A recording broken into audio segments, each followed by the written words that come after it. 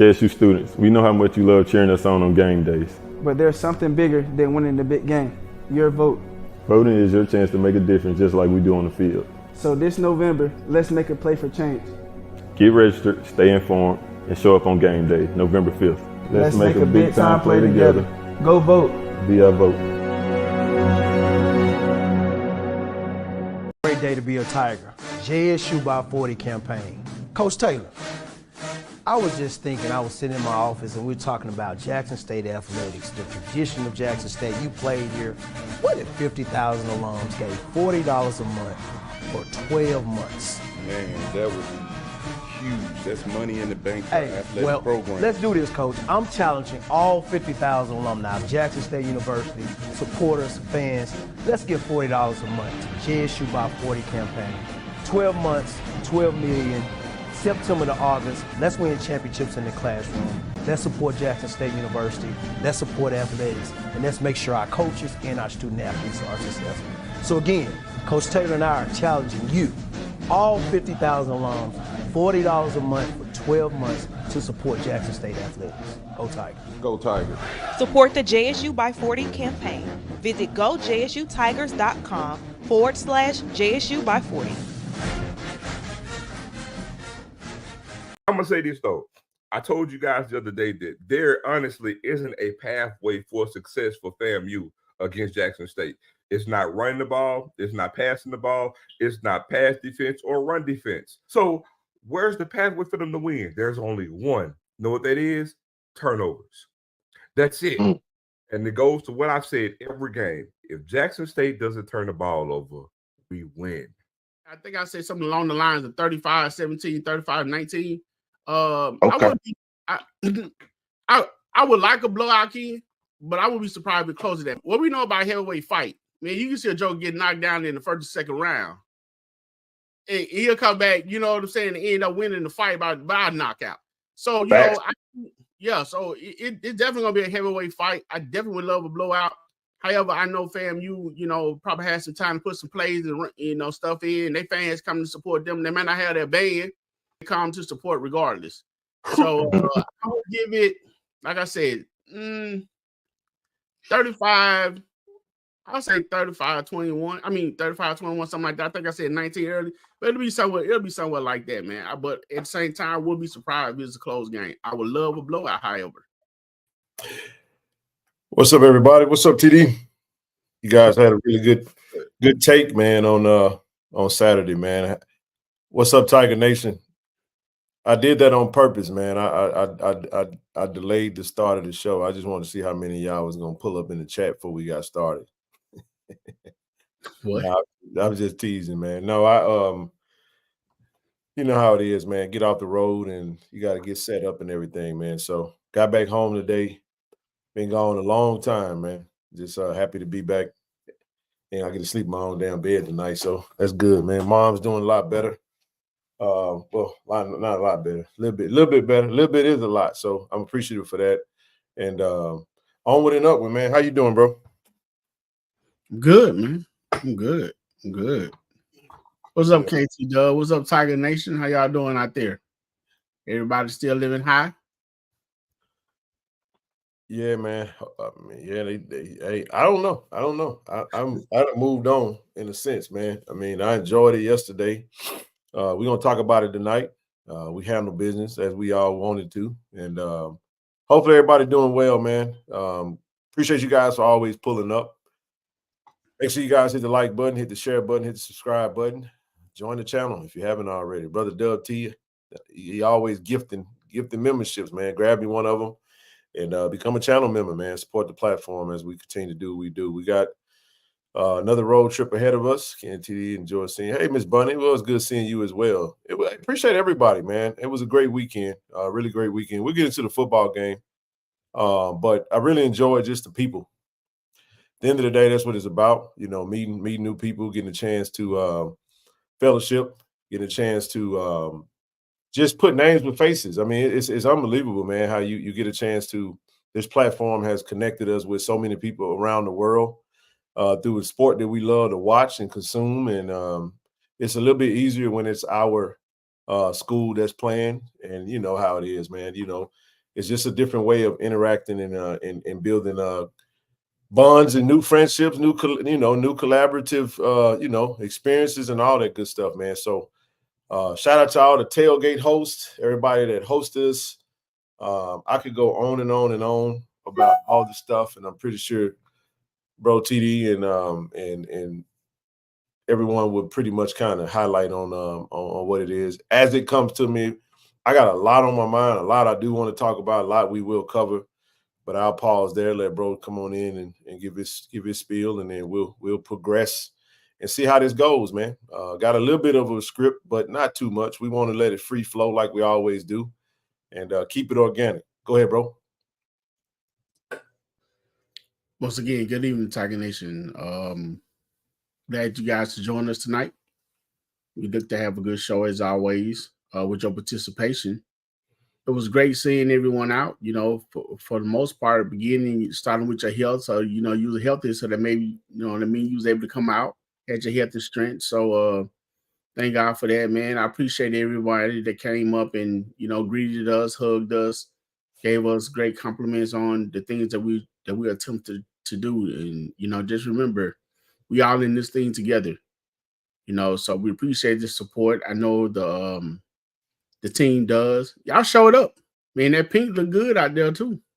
Mm-hmm. Pink look real good out there, representing, breast cancer awareness. I lost my grandmother to breast cancer back in 92. So, it means something to me. So I had my pink shirt on. So it was a great day.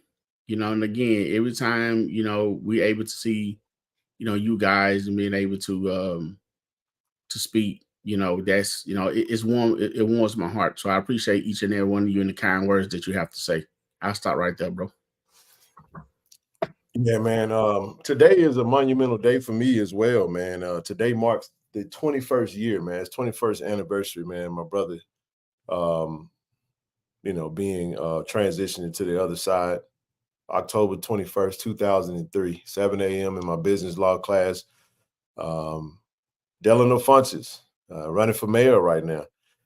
What's up, Attorney Funches? One of my close friends of my dad. I was in my business law class, got that call, man.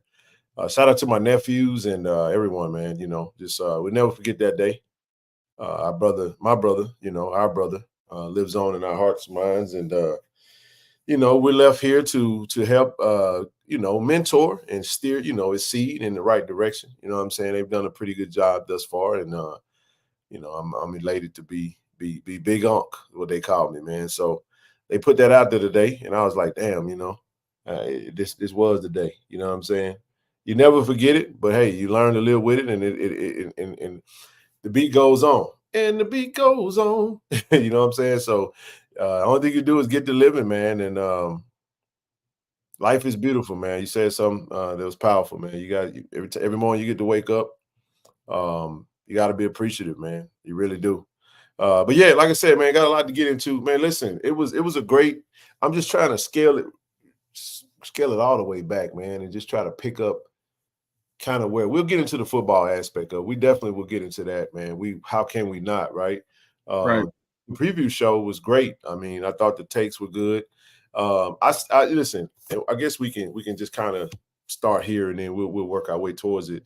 But I still feel good about what I had to give. We had a lot of missed opportunities in this game, even though the score wasn't what it was, and but what we say, bro, in the beginning, hey, turnovers are definitely an equalizer, bro. Turnovers can change the dynamic of any game. I don't care who you playing against. You take away them turnovers, you put them missed field goals on the board. Boy, you talking about a shellacking. But it didn't happen, so you got to doff your hat off to them. They made it happen. They turned us over. They intercepted the ball. I mean, listen, I'm gonna start. I guess I could start with the FAMU side, man. It was great meeting Brother Steve Campbell for the first time, hanging out with him. He came, scooped me up, and it was great meeting AD Suggs from FAMU, her husband, and some administration that was there. Brother Merch Pack, his brother. There you go. Here he is. I spoke him up. Hey, man, TD had a great idea.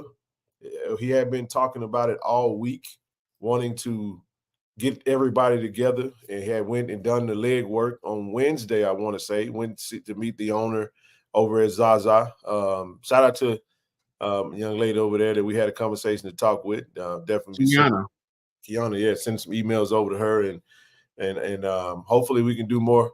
We can build a partnership over there with that, man. Beautiful establishment, man. Awesome establishment. Enjoyed it a lot. The weather was perfect. And then it helped that we won, right? So we came in there and kind of got them kicked off, opening up a little early for us to let us come in and just fellowship, man. Shout out to Brother EA, Brother Al B225 as always.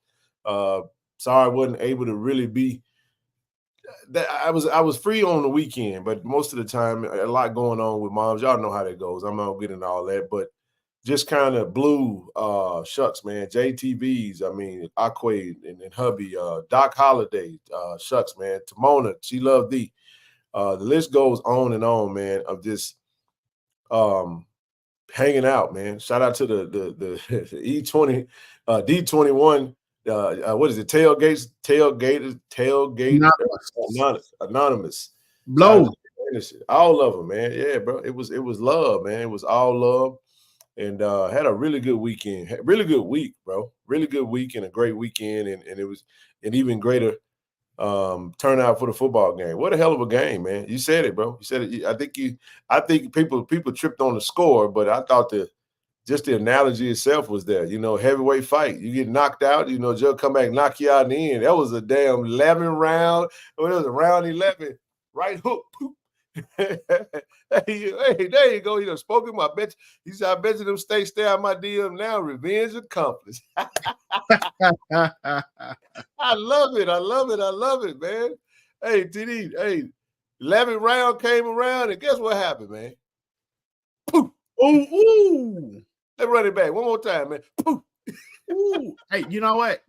I was going to speak on that, man. That is what you call a perfect form tackle. That is you take your face mask, put it in their chest, helmet, and drive them through. True Thompson, baby. That was perfect technique. That was a perfect technique tackle. That was great by True. That was great. I mean, to me, that's probably the best play to me right this year's thus far. I mean, show it again. Go ahead. That was hit of the year, man. That was perfect form. That was perfectly executed. And on top of that, kid, he beat a double team. So he was lined up. He was lined in the nose guard position. So he came up. The nose guard picked him up. I mean, the center picked him up. Then the left guard picked him up. He split the double team, came through, and was able. I don't know how Richard didn't see him come to get. I guess it was too quick. And so he did that, and he put the helmet right between his numbers. He wrapped him up and he drove him. He took him down to the ground. He did. I ain't gonna say he drove him, but yeah, he helped. You know, he guided him very nice to the ground. I'm not gonna say drive, because if you drive, then probably be rough in the passer. You know how they do that. And then it was extra. And for Phillip to have the awareness to pick up the ball. I watched it several times, Ken, in his own trying to figure out, man, how you pick up that ball and never stop running? Yeah. So, he was determined, bro. He was determined. Shout out to the Celebration Bowl, man. Social media account. They actually named True Thompson and Phillip Webb as players of the week because of what they did. D-line forced and recovered fumble for the game-winning touchdown. Now, the rest of it was icing on the cake, but y'all see that date, don't it? I like that they put us up there Saturday, December 14th. Mercedes-Benz. That's the goal, man. That's what we're trying to get to, man. What's up, Zoe? What's going on, bro? What's up, TD? What up, kid? What up, the LF family? Look, y'all forgive my tardiness. I was finishing up dinner. I was eating red beans, snakes, and rice. And I know y'all been talking. Look, I want you to shout out to all the FAMUans, man, EA, Merch Pack, everybody that we met. I got a lot I want to say about this game. Look, I just saw the clip over dinner. I've been MIA all day, man. Been car issues, things of that nature. But listen, I just saw the clip. TD, you get a 1-900 number 2, dog. Somebody said, give him somebody. I got to go back to the comment. They were like, TD, give me 5 numbers. They want you to give them the lottery number. TD get a 1-900 number 2. Pressure, man. But listen, and then we know what's funny about that though. Before you go, he always never want to give a score. He's like, I don't like doing the score. 35-21, man. It's true. But look, it's a good call though, man. Damn good call. True story. I'm gonna break up here in a second. I'm in. So I actually go. I'm in the stands, and I'm literally going crazy, right? So I'm not making this up. I literally tell Mick, I said, it ain't looking too good. Defense gonna have to score. And literally, not even 2 minutes later, the defense play happened. I'm in the crowd making snow angels on the benches. Hey, true story. But listen, man. You think so called it?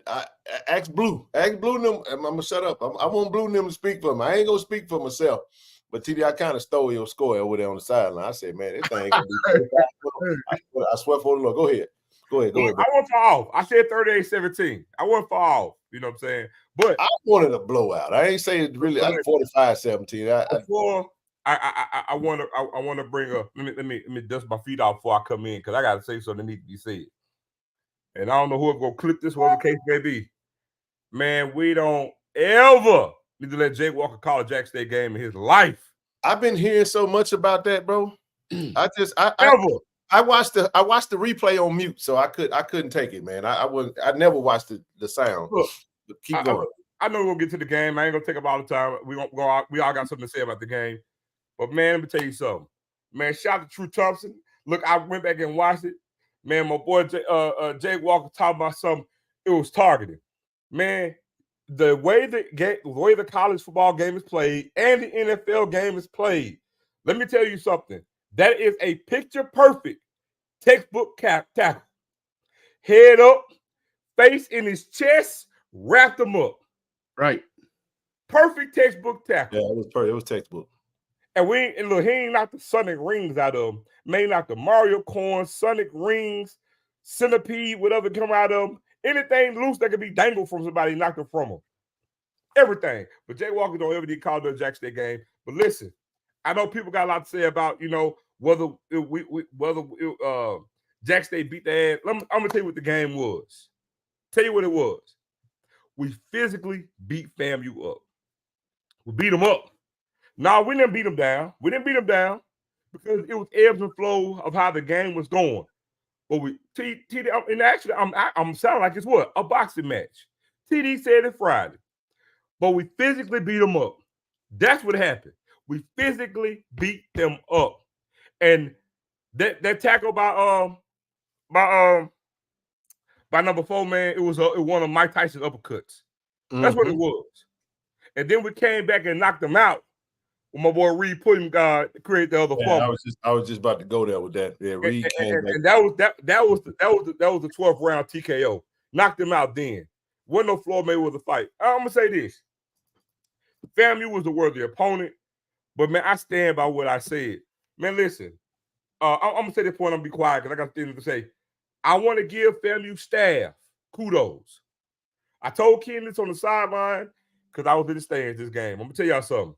Somebody on that staff was watching some serious film because I go back and watch the game 7 times. I counted 7 times. Our players had their head turned to the sideline, and they was calling plays. It was obvious that there was something that they saw that they. It was something that they saw because the first touchdown they got, the first time it happened. But it happened 6 additional times in that game. They made a point of emphasis. So kudos to their staff for that. I'm gonna be quiet because I'm gonna let y'all. I ain't gonna take up all the time. But man, good job by JSU Tigers, baby. No, you bring up a good point, and we'll get into the meat and potatoes of the game because it's something that I do want to build on from that one point that you made. Because go ahead, bro. Hey, before we really deep dive into it, I know you was giving some shout outs. You mind if I let me appreciate let me think. Yeah, you mentioned Zaza, and I want to thank Gianna for allowing us to come through. We had about 20 people with us. You named them. Shout out to FAMU fans. Like you said, Merch Pack had his brother-in-law with him, and EA. Man, EA a great guy, man. I mean, EA had fun in Jackson by himself, Ken. Man, so I talked to EA Sunday, man. EA was over by Lanier, man. He rolled around. EA, I didn't even know. I mean, shucks. Civil Rights Museum. EA lost his mind. Then he called his sons. Hey, y'all. Hey, man, we coming back. So again, man, it was great. We went out to the tailgate. Tamona came. Blue was with us. We went to Zaza on the rooftop. Great atmosphere. It's only been, I think they only been, on the rooftop for about 3 months. Established is still brand new, maybe about 2 years old. So man, and they doing some remodeling in between the rooftop and the floor, from my understanding. So it's still in works, man. So that is the food was great. Man, those crab cakes, King. Oh, they're on point, man. For sure. They're on point. DJ Asiatic Black, he been spinning forever. So the music was good. It was definitely a great time, man. They didn't do me too bad, man. I gave one round of drink. I told them 1 round. That's it. That's all I can afford. I get you one. After that, you're on your own. yeah, man. It was a great time again. So we appreciate the manager of Zaza, for letting us come through. Thank you very much. Hey, if you guys live in the area, if you visit in the area, you want a nice chill place to hang out where you can either be dressed casual or dressed however you want to, then give Zaza a try. Great spot, man. Great spot. And that's not our last time going there. So again, we appreciate the hospitality by Gianna to let us come through, and the manager, but her being a manager, man. So again, y'all stop by and give it a visit, give it a shot, give it a chance, man. Great spot. Great spot. We'll be in Tallahassee next year. I'm gonna make sure. Look, I gotta make sure make sure I get Ken down there next year. He ain't never been. Well, I told him that. I told Steve. So, like I said, Friday, Steve came pick me up, man. We went to M-Bar and hung out with AD and Richard Bradley. Was coming out, saw Cat. They all went into the Hall of Fame and man, talked to Tim Barnett. I mean, shucks, man. But hanging out, I mean, AD was very cool. Now, listen, AD Suggs' husband said he do a lot of cooking now. So he said we come to Tallahassee. Both have us over by the house now. We'll make sure they got the hold. You got to hold it. Hey, listen, you can't offer us no food now and then renege, bro. So we coming. But no, I've heard everything about the FAMU experience in Tallahassee. We're looking forward to it, man. But this was our year, man. We had that game circled, you know what I'm saying? And the guys came out and did what they needed to do. Great time. Great, like I said, great. I missed you, bro. But overall, it was definitely a good time, man. We'll get into some of the other preliminary stuff in just a second. I'll come back to some of the stuff, but let's jump into the scores real quick, and then we'll get into the game because I know that's what everybody really want to speak about. I mean, 4 games in the SWAC this weekend. Obviously, Bethune-Cookman took care of business with Valley. The battle of the least, and Southern won their homecoming 24-14 over Alcorn. Fred McNutt smacked. He got his lick back. Got 1 lick in, rather I should say, which led to Southern being 3-0. They tied for they're tied with us both 3-0 in leading each side of the division. Of course, Jack State 35-21. We'll come back to that, and then Grambling handled business with Prairie View. Player of the game. Well, shout out Irv, man. I was the only frustration in the game that I had no doubt that we was gonna win, that we was gonna lose that game, man. I never was really concerned ever, even with however it went down. I was merely frustrated by the turnovers, and in that fourth quarter, I really wanted to see Irv get 25 carries. I was just kind of a little annoyed by that, and I just kept saying, man, I heard the crowd going, chance they run the ball. Just kind of had a moment where Irv, in that fourth quarter, he rushed the ball, got 18 on that first down, and didn't really get another touch for like quite a bit. But again, Doc asked that question on his coach's call today. Coach gave his thoughts as far as what he was looking at, what he was trying to accomplish. But just wanted to doff my hat off to Irv, man. Hell of a game. I want to say 19 rushes for like 133 and a touchdown. Broke off another big one. Hell, it looked like he was playing against South Carolina State last year in the MEAC SWAC Challenge with that long run that he broke off. He has an uncanny ability, man, to get through the hole and break that first tackle. Irv is a pro, man. He's a pro in my opinion, and proud of you, bro. I love what he had to say at the press conference. Great press conference, post game press conference. But our Paul is here, offensive player of the week. Now there are some other players on this list, but y'all know what this platform covers. We talking about the Tigers tonight, so I'm gonna shut up. TD, go first to you, man. Thoughts on Herb, man, in the game he had on Saturday. First of all, congratulations to Herb. I mean, he's very deserving. I mean, coming from the injury that he sustained last year and having a heart in the wheel, to come back and do the things that he's doing. Look like he hadn't lost a step. Matter of fact, he may have gained one. And just a slight correction, Ken. He had 18 carries for 139 yards. Well, I was ballparking. Yeah, I know you were guessing. Yeah, I know. I actually got the stats on another slide. We'll go back to it, but appreciate the correction. Keep going. Go ahead. Right. So here's the thing. I want to go in a different direction as far as him scoring. What he said in that press conference, man, is priceless. You talking about the ultimate teammate? Yep. The unselfishness and the willing to support your teammate, knowing that Matthew has been on the team as long as he had and hadn't scored a touchdown. Mm-hmm. And the young man run extremely hard. And for Herb to tell him, look, man, if I get it down there, you taking it in. Who does that, man? You know who did that just recently? Yesterday? Saquon Barkley had a chance to break a record. It's on record, and he said, "No, let the young guy eat." The coach was like, "Man, you 13 yards away from breaking your personal record." He was like, "No, let him eat." So that speaks to his character. Keep going. Right, exactly. That speaks to his character. I mean, he definitely. I mean, he speaks highly of the team. He speaks highly. He give credit to the offensive line where it's supposed to do, where it's supposed to be. I mean, the young man know all the right things to say. You know, and he means it. He said it from the heart, even when you talk with him. I mean, he just genuine sincerity. He's just a real young gentleman, and I have so much respect for him, the way that he carried himself, the way he uplifted his team, in the way that he's the ultimate teammate. So he definitely deserved this, and I hope he get many more. And I hope we continue to get that 25 carry, like you said, Ken. And so maybe, take the lead in rushing in the SWAC and get that title as well. Young man, do your thing because you are the ultimate player. You are very deserving, and I love people like that, bro. That man is down to earth. Go for it. Hey, I hope that we got to fight, Joe. I know I'm gonna let you get it next on Herb, but fell a little shy of 400 yards. That's why I was pushing for the carries. I'm gonna just let the cat out of the bag. I want Herb to hit 1,000 yards rushing this season. I know he got off. He missed the first 3 games, y'all. Mm-hmm. I'm just saying, imagine if he played the first 3. You know what I'm saying? Where his stats will be. Go ahead, Zoe. No, man. Yeah, kudos to Herb. Mr. Mulligan gave no Mulligan this game. And beautiful thing about it, at first during the game, I was like, I should have got more carries. But in hindsight, I'm glad he got the number that he got.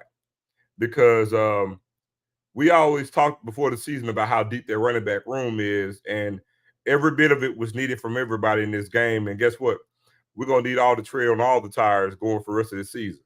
You know, I understand that people may look at what's upcoming, but I'm telling you, the biggest game on the schedule is this weekend. Is the next one.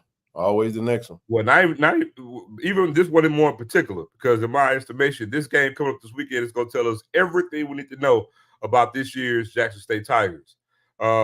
It's to get us where we want to go, to the celebration mode. But, again, I love the performance, the way Herb was able to observe contact and that hole in that long run. And he just did Herb things. And you know what I'm saying? He just did what we expected for him to do.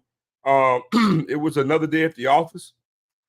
And, man, look, we take one M out the field, we bring another one on. Amari Matthews, we got Moultrie coming in on the kickoff return team. I mean, them M's that we got, all running back last name start with M. Them M's, man, they just come in, they're going to do what they do. So do, man. And so that's the beautiful thing about Herb, man. Again, we got the general that provides good insurance. Well, Herb is like Affleck. He's supplemental. He's a supplemental insurance then. And I mean, he comes in and does what he needs to do, man. So kudos to him. And, man, look, more performances like this, he'll get even more, swag off of the player of the week. So kudos to him. Absolutely, man. Best running back. He said, ain't no homework tonight, dog. Yeah, best running back in the league, man, without hands down. Hey, but let me say something, man. God dog it, man. How awesome of a hire was it for Coach TC? He mentioned it in the press conference to hire Coach Manny Ramirez, bro. I have to give credit to that O-line, bro. Our offensive line, man, the law firm, Big Kurt. Shout out to Kurt, man. Proud of you, bro. I told you today, Kurt got the $10,000 Cheez-It check when he gave it to his teacher. He sent it to me. But listen, man. Look, he didn't do a whole lot. Big Quay, man. Quay shook my hand so hard I'm gonna knock my damn shoulder out of place, man. Quay was pumped, man. I ain't seen Quay this pumped up, man, ever. I said, Quay, I like this, man. I like this version of you. You be all, you all know how Quay is. He quiet. He quiet. He got that little trot TD. He don't say a whole lot. Hey, man, Quay was like, oh, let's go, man. I said, boy, look, that hurt, but I like that. That's a big old boy, man. That's a big old boy. I know y'all seen the video where he was doing a little video with TC. He made TC, TC tall, TC 6'4". You know what I'm saying? Quay made TC look like a short dude, man, standing next to him. But my point is, the running backs run hard behind those big boys up front, man. To get Evan back, it's a blessing to have Evan back, man, because when he went down in Houston, we all thought we probably had seen the last of him for the season. So thank the goodness that he was able to heal up good enough to get back. And I like what we got going on with that offensive line. So kudos to Erd, man. Congratulations on your offensive player of the week. Let's get some more of them, man. I saw somebody, Ken, bro, the play of the game was Erd running out at the end zone and on the other play to make safety. Yeah. Hey, Ken, you talking about Quay. I keep up with the offensive line pretty tight. And I started watching when he first got his start at Southern last year. And, I was impressed. That attitude that you're talking about, I saw it last year. Man, Quay has, and I'll say, as I would say, it's on record. You can go back and see it. That boy always had that nastiness in him. Yep. So I saw that, and then when they say his brother was coming in, they possibly playing next to each other. I said, man, it's about to be over. And then you add Coach Manny in there. Boy, that's a recipe for extreme success. And I saw KT Judge that put in Quay was ready to fight. Quay, it's great to protect your teammates, especially your little brother, bro, but calm it down. Won't need you kicked out. Won't need no 15-yard penalty. It was definitely a high-intense game. A lot of personal foul penalties, man. I mean, one drive we had back-to-back personal fouls. I got really frustrated with it. We got to be disciplined in games like that going into high emotions. But I understood the time. I understood what we was up against, man. So did you see – of course, did y'all see it? Because I went straight to Jeremiah Williams' face on purpose because I saw it and I put the camera in his face. I wanted y'all to see it. So yeah, if y'all saw it, that was Jeremiah was he was locked in, man. He was locked in, man. If y'all didn't watch that video, go to the page and check it out. Obviously the pregame video I always like to do. I loved it, man. He ain't bat an eye. You can. Oh, boy was moving and stuff, kind of looking. He stared Jeremiah like this the whole time. I love it, man. They let him know I come to mean business, man. So 3-0. Hey, listen, from what we looking at it right now, hey, we ain't going to cry about a Jack State Southern SWAC championship in Jackson again. Go ahead, bro. Go ahead. I'm glad you mentioned it. Here's the beautiful thing about this weekend, because Southern plays FAMU this weekend. They do. In Tallahassee. Here's the thing. You go and look at the rest of Southern's schedule. Southern does not have to win this game. Southern can lose to FAMU and win out, because here's the only thing the Southern has left on their schedule after FAMU: Alabama A&M, Bethune-Cookman, UAPB, Grambling. Southern ain't gonna beat Alabama A&M, in my opinion. I don't think they beat FAMU. And I still feel like Alcorn is going to be the team that will win the West now. No, ain't happening. I mean, I can say it ain't happening when you say what you say. I mean, we don't know. Here's the thing. Alcorn, they beating us. That's 2 losses right there. But I get that. I get Southern, that part of it. And hold up, to see Southern don't have a loss yet. Alcorn going to have 2 losses. Southern got Alcorn on the head-to-head. So even if they lose 2 losses, Alcorn going to lose Jack State. I get you. Who does Southern have left on their schedule? UAPB, Bethune-Cookman, So let me say something, bro. The game, see, listen, let me tell y'all something. I'm gonna just say this. I'm not worried about Bethune-Cookman's homecoming. I'm worried about our homecoming. You hear what I'm talking about? And when I say worried, I don't mean by worried, I mean style of play. Arkansas Pine Bluff can pass the ball, bro. You know what I mean? Very well with Kai Higgins. They can throw the ball. So again, when it comes down to that, my question is when they play UAPB, it's possible because remember a couple, they lost to UAPB. Was it last year? They took L, not last year, the year before. One of these years they lost to them. So it's possible. It's a lot of football left. I'm not worried about. They got to figure out their side. We just need to win out. We got a game, and we'll get to it though. But 3-0, man. Hell, it could. For all we know, hell, Grambling could still sneak back in that thing. We don't know, man. We don't know how the West. That's why they call it the Wild Wild West, man. We'll see what happens.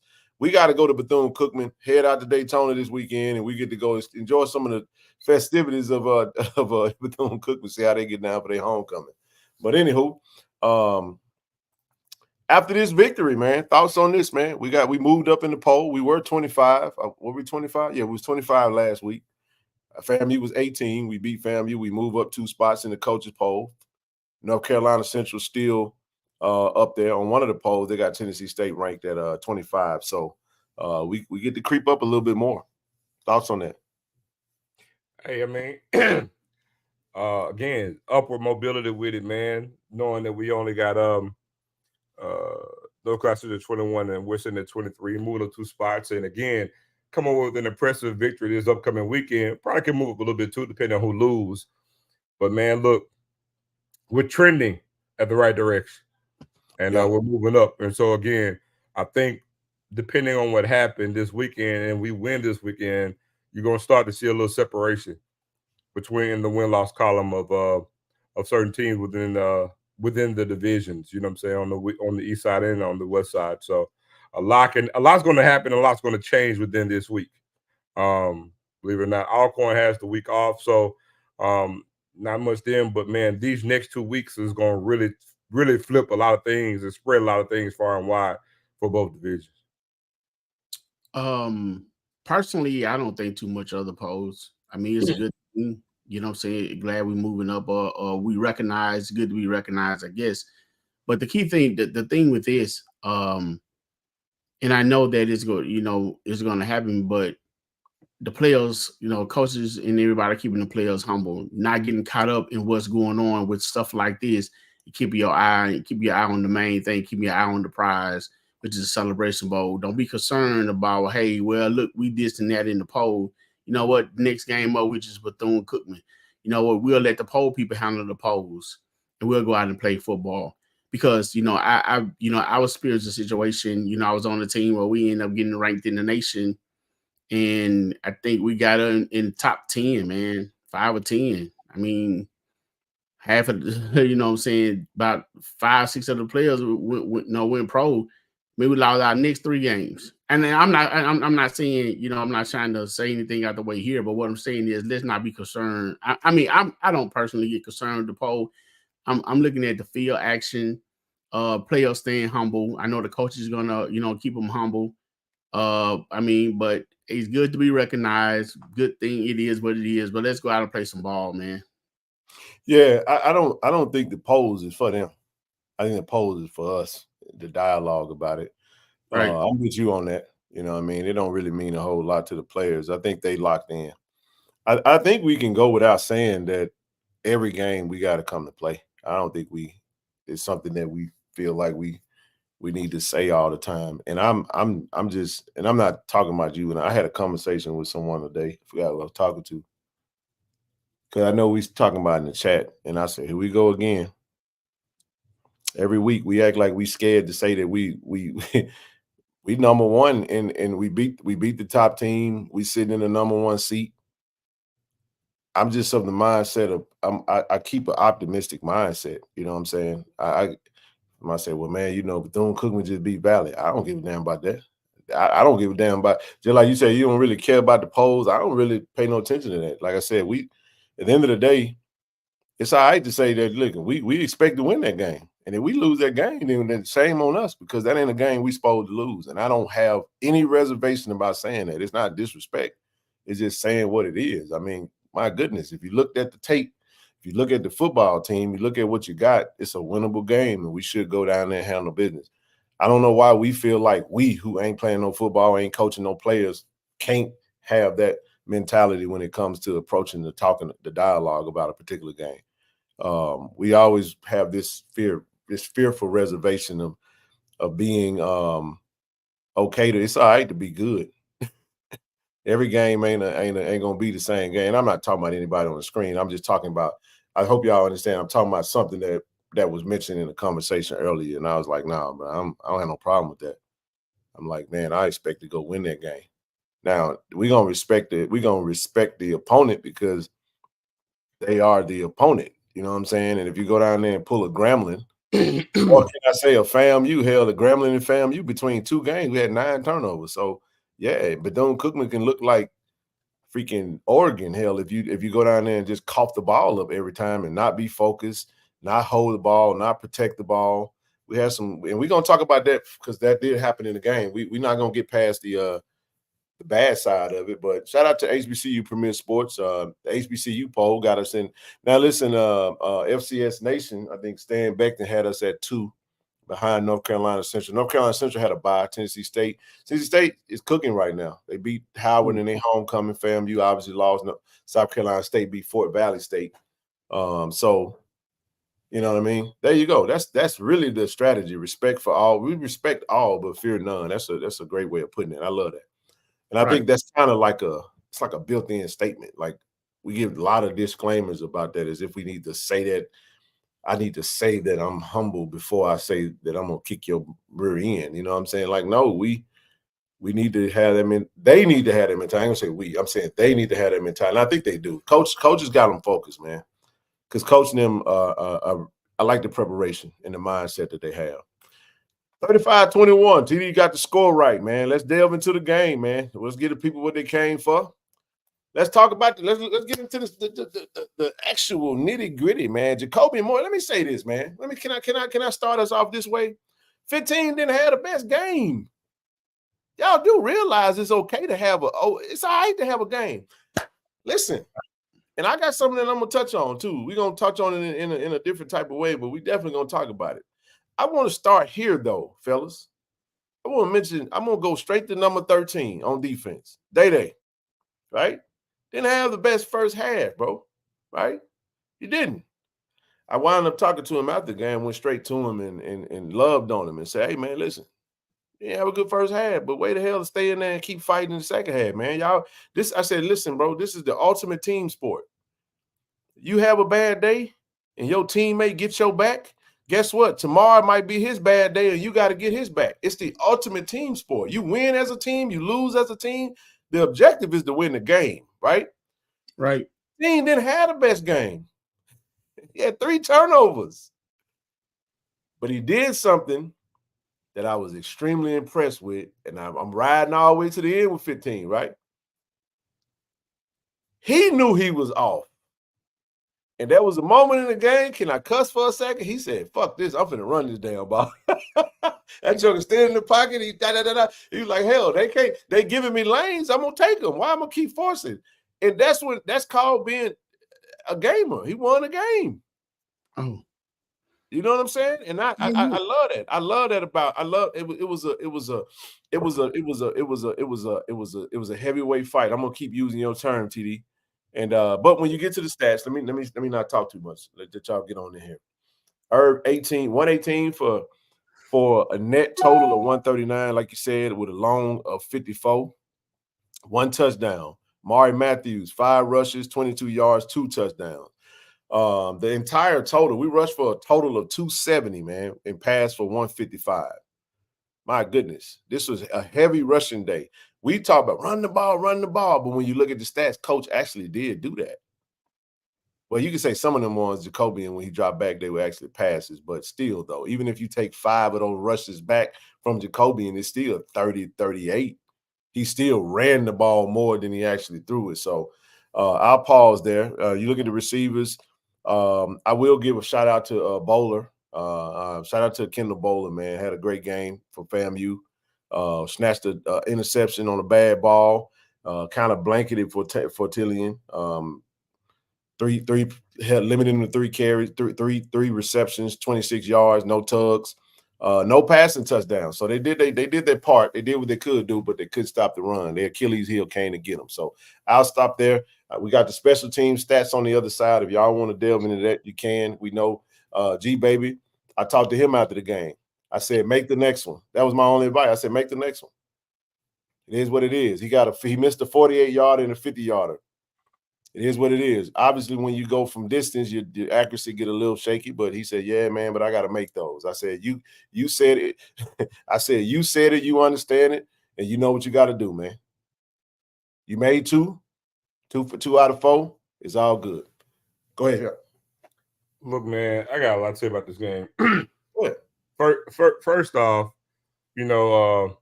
everything pretty much happened the way I saw it. You know what I'm saying? Like I said, I didn't see a pathway. And even during that game, as it was transpiring, I still didn't see it. We look at, what Dan Richardson did, we talk about 3 chunk plays that he really got, right? And the main takeaway before the game was Jackson State's the first half team. They got the big leads and we give them up. And FAMU was a second half team. They make adjustments. We don't. Well, look like that shit flipped his head to me. Because we trail by 1 going to the half. Yeah. Look like we made the adjustments. Shut out the second half. And again, we stayed true to form, what we were doing. The one thing I feel like when you talk about the adjustments, I feel like it was kind of overrated when it came to this particular team, this particular game, solely because of what we do and how we play. So, I mean, it's not really much to adjust to if you can't stop the run. And guess what? They never stopped the run. So there's nothing for us to really adjust, on the offensive side of the ball. I specifically said the only pathway they had was turnovers. And last time I checked, whether it's the second half, and honestly, believe it or not, even in the first half, they never really threatened on offense. They got chunk plays. The first touchdown, as you know, Daddy would look to the sideline, caught him off guard, and it was a deep pass. Second pass play, a deep pass, against Day. And even that play, that was a busted coverage. They were sitting there thinking it was supposed to be zone. And then, they didn't think it was man. Busted coverage, but they got it. Third touchdown, he just got beat. He got beat on the third touchdown. But those are just 3 chunk plays. I'm making a point here. Take those 3 plays away. Look at what they did offensively for the rest of the time, the rest of the duration. Now, I'm going to get to that. Here's the thing. I know most people say the OC called a bad game. You can look at it that way. I look at it as FAMU got away to what they did in previous games because against our D line, they couldn't have the same game plan. You couldn't have a bunch of long developing pass plays against our D line because guess what? And they didn't have that many plays where they took long developing pass plays. They didn't call that many. And guess what happened? Do you know what happened when True hit the quarterback and he fumbled? Guess what that was, kid? Long developing pass play. Yeah. And so that was the end result. So the thing is that they went to a game plan knowing that they couldn't have deep developing stuff because they weren't going to have time for it. So it's one thing to say, you see what you see against other teams, but you can't do everything you do every week against every team because we dominated the line of scrimmage on both sides of the ball. So that was the point that I was even getting to. But even again, the second half, we made the adjustment. But guess what? We continue to run the ball. Even as it stands constructed, we missed 2 field goal kicks. And again, those turnovers, good. I'm not taking anything from FAMU. They created the fumbles. They got them. But again, those fumbles were like going toward their end of the field. If you look at the second half, they never threatened. They never got to the red zone against us. They never really threatened us in the second half. So how people are, on this whole thing about, they didn't do this, they didn't do this. Man, our defense made some adjustments. And look, shout out to K5, man. 1K. I dare you to go back and watch the film. Look at what he did to his man in the second half. Mm-hmm. Man, our defense played ball. Now, granted, you can sit there and say, they did some things differently offensively. But, man, it's only so much you can do with a front 7 that we got. Because I'm telling you, if you got anything that's going to be coming long, we hunting. And then, and the crazy thing about it is, and I got to say this too, Jackson State fans, hear me and hear me now. Man, damn Richard. Don't wait on no damn Richard to say nothing going forward.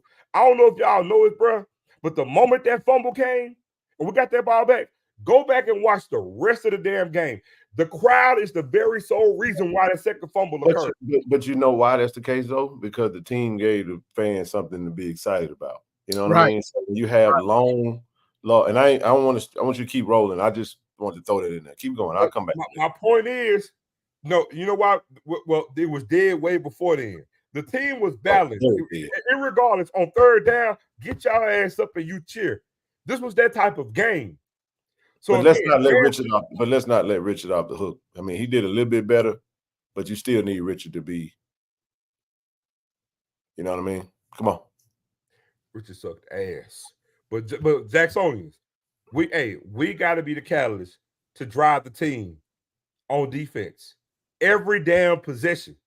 Because I'm telling y'all, on that field, when we got that fumble for the rest of the damn game, the crowd's the sole reason why the second fumble occurred. I'm telling you, the team fed off of this. Man, being on that field, man, them last 3 minutes, man, I'm telling you, it was a championship atmosphere.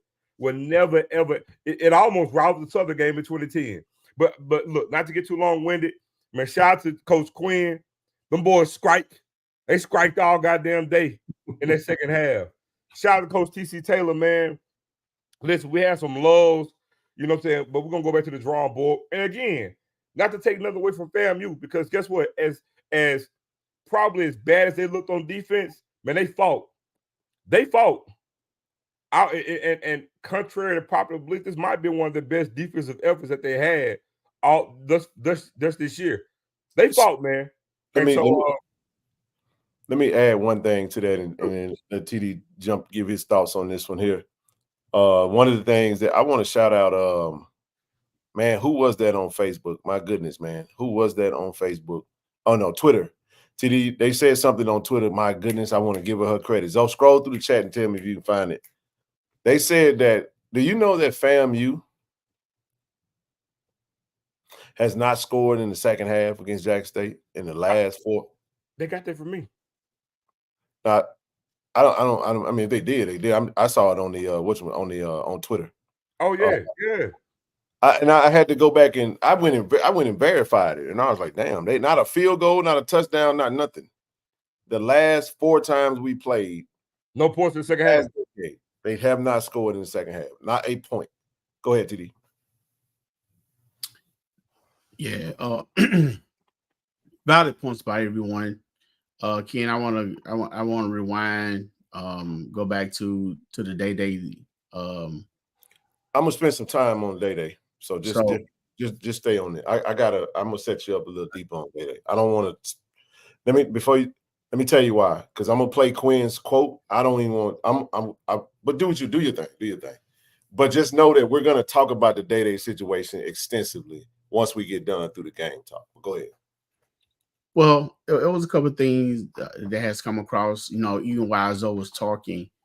First, Big Lauderdale, like he stated, Day has been shutting down his side pretty much all season every time he in the game. So it's not the fact that the young man can't play. When Zoe broke down the 3 touchdowns that FAMU scored on him, he was exactly right. The first one, he was looking to the sideline. And shout out to KT Dub. KT Dub been saying this for the last 3 or 4 games. Like, why is the defense constantly looking to the sideline for plays? With that being said, like it or not, I'm going to plug FAMU and their coaching staff, because that lets you know that those coaches do watch films and they capitalize off of, which is the way it's supposed to happen. So you got to give them credit. I mean, for them to notice that and for them to capitalize off of it, and that's exactly what they did. So, right. So here's the thing. I mean, with that being said, if they noticed it, everybody else noticed it. So that right there, I'm pretty sure some adjustments going to need to be made. So that was the one play. The second play, like you said, Zoe, He thought he had safety help over the top. And the third one, he just flat out got beat. However, he was in the picture. Well, second too late. His issue was from the jump. If you go back and look at that play, I don't know why he did what he did, but he turned his body inside and he gave up the inside, and he was and then you can't defend a slant on that. Keep going. But hey, on top of that, you got to give, in this case, you got to give Richardson some credit too. Oh, that was a damn dart. No, I mean, even before he threw the ball, he looked. He knew. He looked Ashton off. If Ashton hadn't to move a step or so to the right, he would have been right there for the interception, or Richardson wouldn't have been able to throw that ball. But the fact that Richardson did what a quarterback's supposed to do, see, the problem with most quarterbacks, they want to stare their player down where they're going with the ball.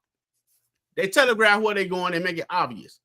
In this case, Richardson knew that he was coming back to the right, but he looked to the left. And that moved the linebacker over and made him play the middle of the field a little more, which opened up, and then that ain't giving the inside of the field. It just made it that much easy. So you gotta give credit all the way around, starting with Rich for looking the man out, they gave him the inside.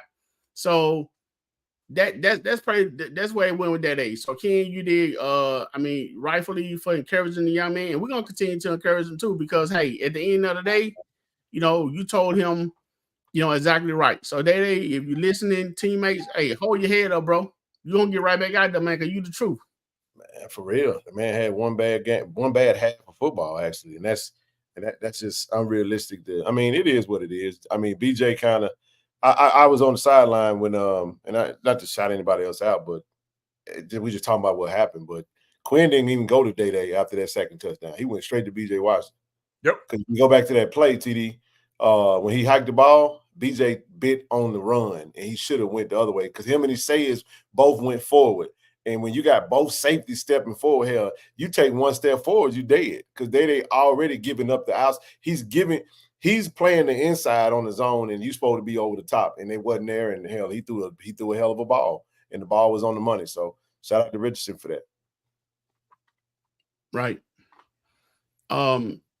So, and that's all I had on. That's all I had on that day. We moving to the next person. Yeah. Y'all can break down this whole whatever you want to cover on this. Hey, listen, they did a good job of shutting out Travis Terrell. Hell, he almost broke one. And I don't know why KJ decided to push the dude in the back, but I was like, man, he did stiff arm the referee, by the way. It was a beautiful stiff arm. He needed it. But no, man, you saw the picture of him stiff arm the referee, did he? I got it. But the other thing I want to add to that too, man, is just again, everything went true to form. We spoke on this during the week. We'll say, hey man, if everything stays on board, right, to the numbers, we'll win.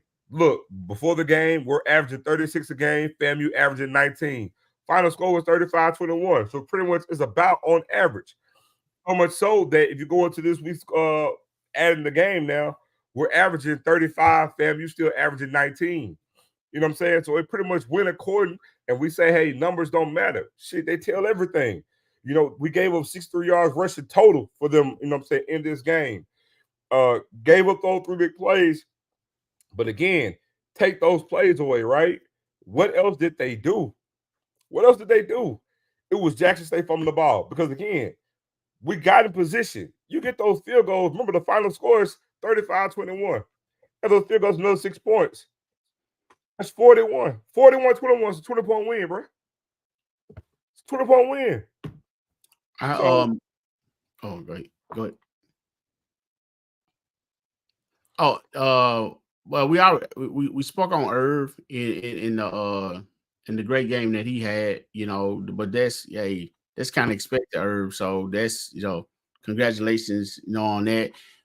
Spoke on Amari, glad he got his Irv not being selfish, and coach allowed Amari to go in and get his thing, man. Congratulations to that young man again. And like the young man said, you weren't seeing him, you were seeing God.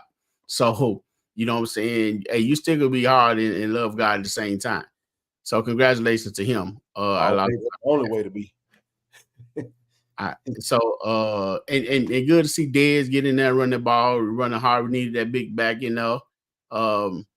So glad he was able to get in there and get some snaps, you know. And the biggest thing I would like to, as far as Travis, look, Kenzo, FAMU coaches. They almost got caught. They gave my boy, they gave the out of TT a ticket, man.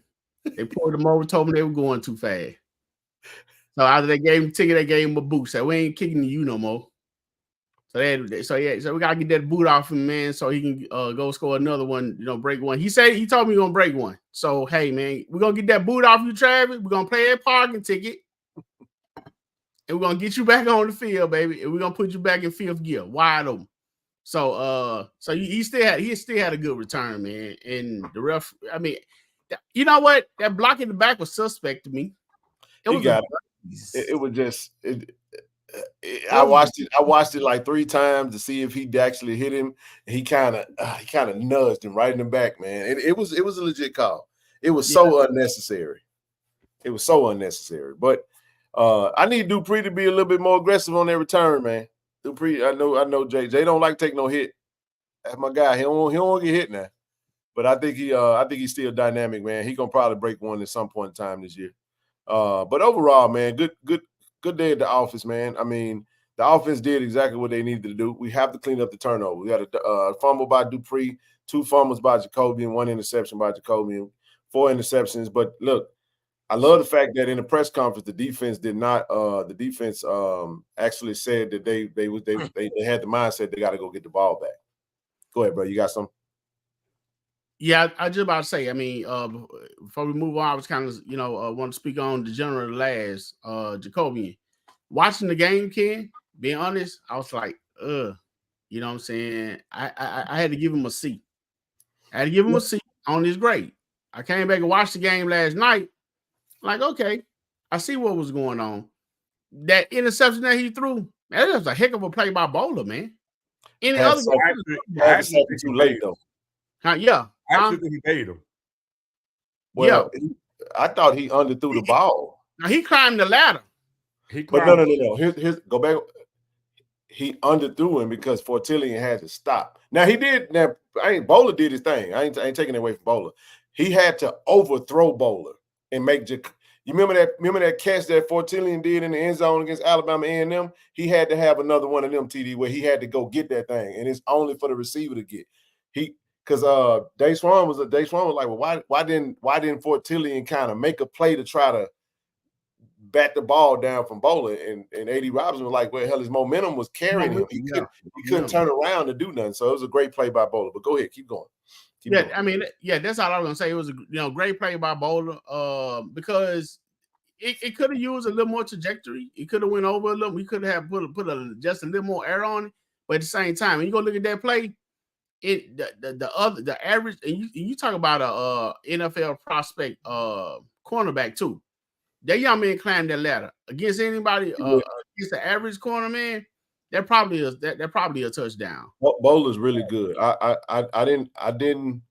only seen the games that I've really watched from FAMU, but from what I saw, that kid is good, man. Because I'm gonna mention a play. Yeah, EA, that was pass interference on Jamil because from the angle that it was when the ball was in the air, he kind of grabbed his own. He was pulling on it.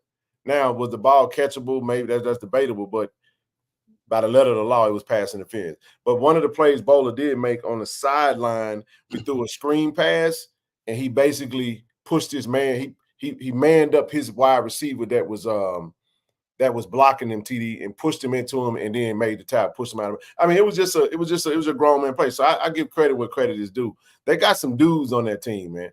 But I still felt like our team this year was just top to bottom throughout. From a depth standpoint and from a playmaker standpoint, I just felt like we was just a better team. So not gonna take anything away from him. Now he didn't overthrow him on that ball. Bowler, it was actually underthrown. It was underthrown. But the way Bowler ran, at least with like the way he looked when he ran, it almost to me, though the ball was underthrown, it almost still kind of like he baited him a little bit. It did. You know what I'm saying? And but yeah, I would have loved to see what it been like had the ball been a little more overthrown. But the thing is, if you notice, on a lot of passes earlier within the season, they were overthrown. You see what I'm saying? And so like now, this one particular game, I guess he's trying to hit it perfectly, was underthrown a little bit. So, and but yeah, but again, even with those turnovers, again, we were on our side of the field on every last one of those turnovers. On our side of the field. I'm sorry, on FAMU side of the field. I'm sorry, on FAMU side of the field, when those the only one was still on their side was the fumble by Jacoby, which is about midfield. But outside of that, that's what I'm telling you. I'm like, man, even if we aren't getting touchdowns, if those drives in of themselves in field goals, we miss 6 points. That's a 20-point win right there. And that's with the way everything was going. So again, if you don't have those turnovers, man, we're easily talking about a 21, 22, 23-point victory. I think Jacobian was extremely excited because what you see is with adrenaline, you tend to come down. When it comes down, that's what I took from that. But I saw a quarter. T, I'm gonna let you finish because I know you weren't done with Jacoby. I'm gonna let you finish and we'll move on. I just saw a will to win. It was almost like I don't give a damn what I made a mistake about. You know what I'm saying? He kept going out there, he kept battling.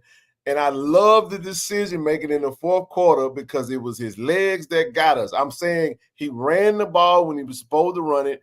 And because of because of the shortness over here, because of the pick, it was like, I ain't going to force that. I got a lane. They're going to have to just stop me. And that was the thing that I loved about what he did in the second half with the adjustment to the mistakes. TD, I'll let you finish up and we'll move on. Go ahead. Well, basically, I was gonna ride with you when you said that the first time. You know, everyone just tied it to a bad game, and I wouldn't even call it in this case necessarily a bad game. It wasn't his best. It wasn't his best performance. I mean, you look at any college game, any pro game. No matter how good the quarterback is, they have an off game. So he had somewhat of an off game. But like you said, the reason I had to up his grade from a C from watching it live to when I watched it on film, I ended up getting, saying like a B- because like you said, he started using his legs. He said, okay, well, this is the way he's gonna this way, I'm gonna have to do this. Because I'm gonna tell you like this. I think what happened, Jacoby used to run the ball a lot, but I think when he before he transferred, he was kind of being molded into being a pocket passer. So he could run. So now he's adapting to pulling the ball down, running again. And I'm glad he's smart enough to get out of bounds when he have to. I mean, he took a strong shot that time, but he got on up and kept kicking. So he pulled the ball down at the right time. He ran the ball. I had no idea the young man had 13 carries for almost 100 yards. So at the end of the day, he didn't have his best game, but it wasn't the worst game either. And look, you was able to analyze it better when you went back and watched the game, on television. So that's basically all I had on that. I'm gonna give him a C. I'm gonna keep him at a C because of the damn turnovers. Turnover, yeah. That's why I gave him. I know. I was mad as hell. I was mad as hell at Jacoby for that damn fumble over there when we had what was that? K1 get the damn interception and we gave it back because I wanted that 24-14 so bad, man. I was like, oh, give it right back. Oh, it hurt me. But if you look at that play, that boy hit the ball right on the. He put. It was beautiful. It was a perfect. It was. They turned us up. Now somebody asked a question. The fumble, that was a fumble by Jay Dupree. Jay Dupree wasn't down. Thursday and Jacoby. Both but almost hit the ground. It came out right before he hit the ground. Matter of fact, it came out before that, and he just held on to it. But yeah, his timing was a little off. But Ballers found a way to win the game, man. He went and got the 2-point conversion. Bro, that's a whole different game. We were celebrating like the game was over. It was a 5-point game. And listen, let me say, go ahead. What does that say about his mental? Well, now he's a gamer. He's also mature. I don't question that. I don't keep playing. I don't question that. But let me say this though. We had a blind moment. Why the hell we ran the field goal unit out there after we scored that touchdown? I said, what the hell are we doing? They're like, timeout. I was like, man, we burned the timeout. We should have been like 2. But I understand we got caught in the moment. Can't happen though. Now, somebody asked about the 15-point the 2 targeting calls. They reviewed it. They said it wasn't a targeting call. He kind of led with his elbow, whatever. Whoa, BJ wasn't even close. Yeah, but here's what I will say. For the rule, if they call unnecessary roughness with targeting, they can reverse the targeting, but the unnecessary roughness they cannot reverse. But if they call it a targeting, if they reverse the targeting, they pick the flag up, it's not a foul. So that's the difference in the rule for those that wanted to understand that. I'm gonna touch on Richardson real quick. He was actually true to form. 3 touchdowns, 250, right around 250 passing. Look, man, shout out to our defense. A net of 63 rush yards for the team. Y'all got to y'all better go buy y'all a rushing attack, FAMU. My goodness. And listen, he ended up with 250, averages 238 a game. Wow. So he stayed true to form, 1 INT. I'm not gonna really go much further. Listen, I like Ace Cobb. Him and Fort Tillian from the same area. I think it's Orlando, if I'm not mistaken. The Orlando area in Florida. Gassett had a good game. But Ace Cobb had a really good game. Had 2 touchdowns. And Somerset didn't run the ball that much. I didn't understand that. I understand why y'all was griping about y'all offensive coordinator. Somerset never rushed the ball not one time in that game. I thought he was their best running back, in my opinion. So that was kind of, I don't know.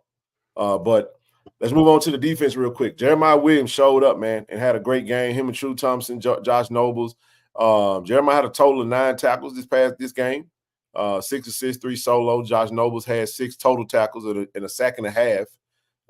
True Thompson had the sack probably the sack of the season.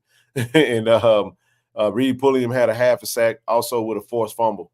And big game, 4 tackles. But this what I see from this right here is just a team. This is a team effort, man.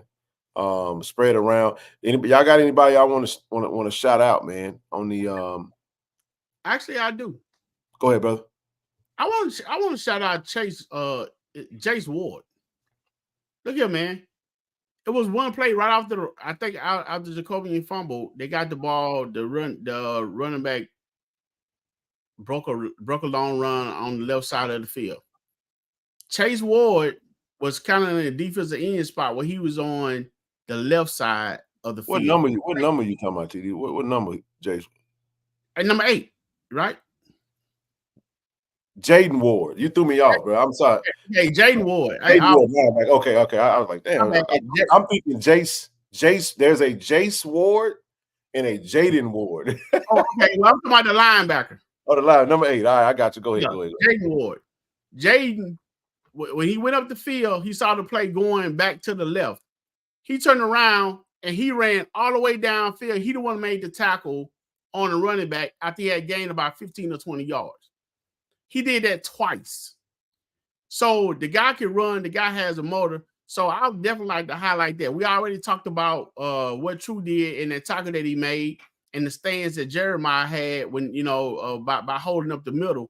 And when Jeremiah was able to get on the tackle, he made his presence, felt. Now, some people had some disagreement when I said that we didn't have a dominant performance on defense when we played Southern. I stand by that. But I will say this. You want to know what domination is on defense? Look at those last 2 series that Jackson State had. That's what you call a dominant defense. When you have so many players in the quarterback face that he don't know which way to go with the ball, but just get rid of it, and you got somebody to be able to pick it off or recover the fumble, now that's suffocating defense. That's what you call domination.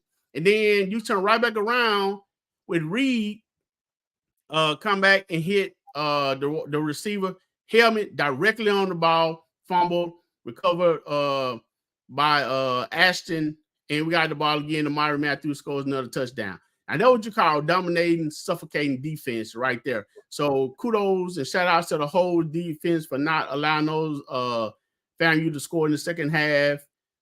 They did their thing. And those last 2 series, you want to know what dominating defense is? You saw it on those last 2 series. Oh, yeah. And of course, Phillip Webb did his thing, man. He picked up, we spoke on him earlier about picking up that fumble. Again, I don't know how he still picked that thing up tall easily and then kept going. And you know what? Those running back, quarterback, they ain't want no part of that young man going in the end zone either.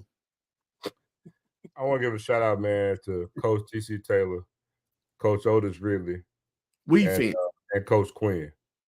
Main reason why I'm shouting them out, man, because they took every weakness we had last season and made it a strength. Going to this season, the main thing question mark we had was linebacker play. Told y'all before the season, we fixed that problem. Yep. Man, game ball, man, Reed Pulliam and Ashton Taylor. Yes, sir. They balled out this damn game. Sideline to sideline, man, clogging up the hole. It's like they were the utility men on defense for this game. And TC Taylor mentioned after the game. You sit there and say, hey, man, Friday night, Reed came to him and said, hey, I got you. And guess what? Put a hat on the ball. Close the game out. Man, Ashton and Reed balled out this game. Look, I've been on record saying Josh Nobles will probably end up being SWAC Defensive Player of the Year. And he's in the running for it right now. And he had a consistent game. Look, Josh Nobles is averaging a sack a game right now. 1 sack a game, every game right now. Seven total sacks. That's right. 7 games, 7 sacks right now. And had a sack and a half. And as good as Josh played, I'm telling you, I know we're going to talk about the play that True made, and rightfully so, and Phillip picking up. But Phillip played a good game. But I'm telling y'all, if you go back and watch the cut up, Reed Pulliam, Ashton Taylor, go back and watch it, and Kevin Wiggins, man, 1K. I'm telling y'all, go back and watch K. Go watch K5 on his man. Go back and watch him on his man for the duration of this game.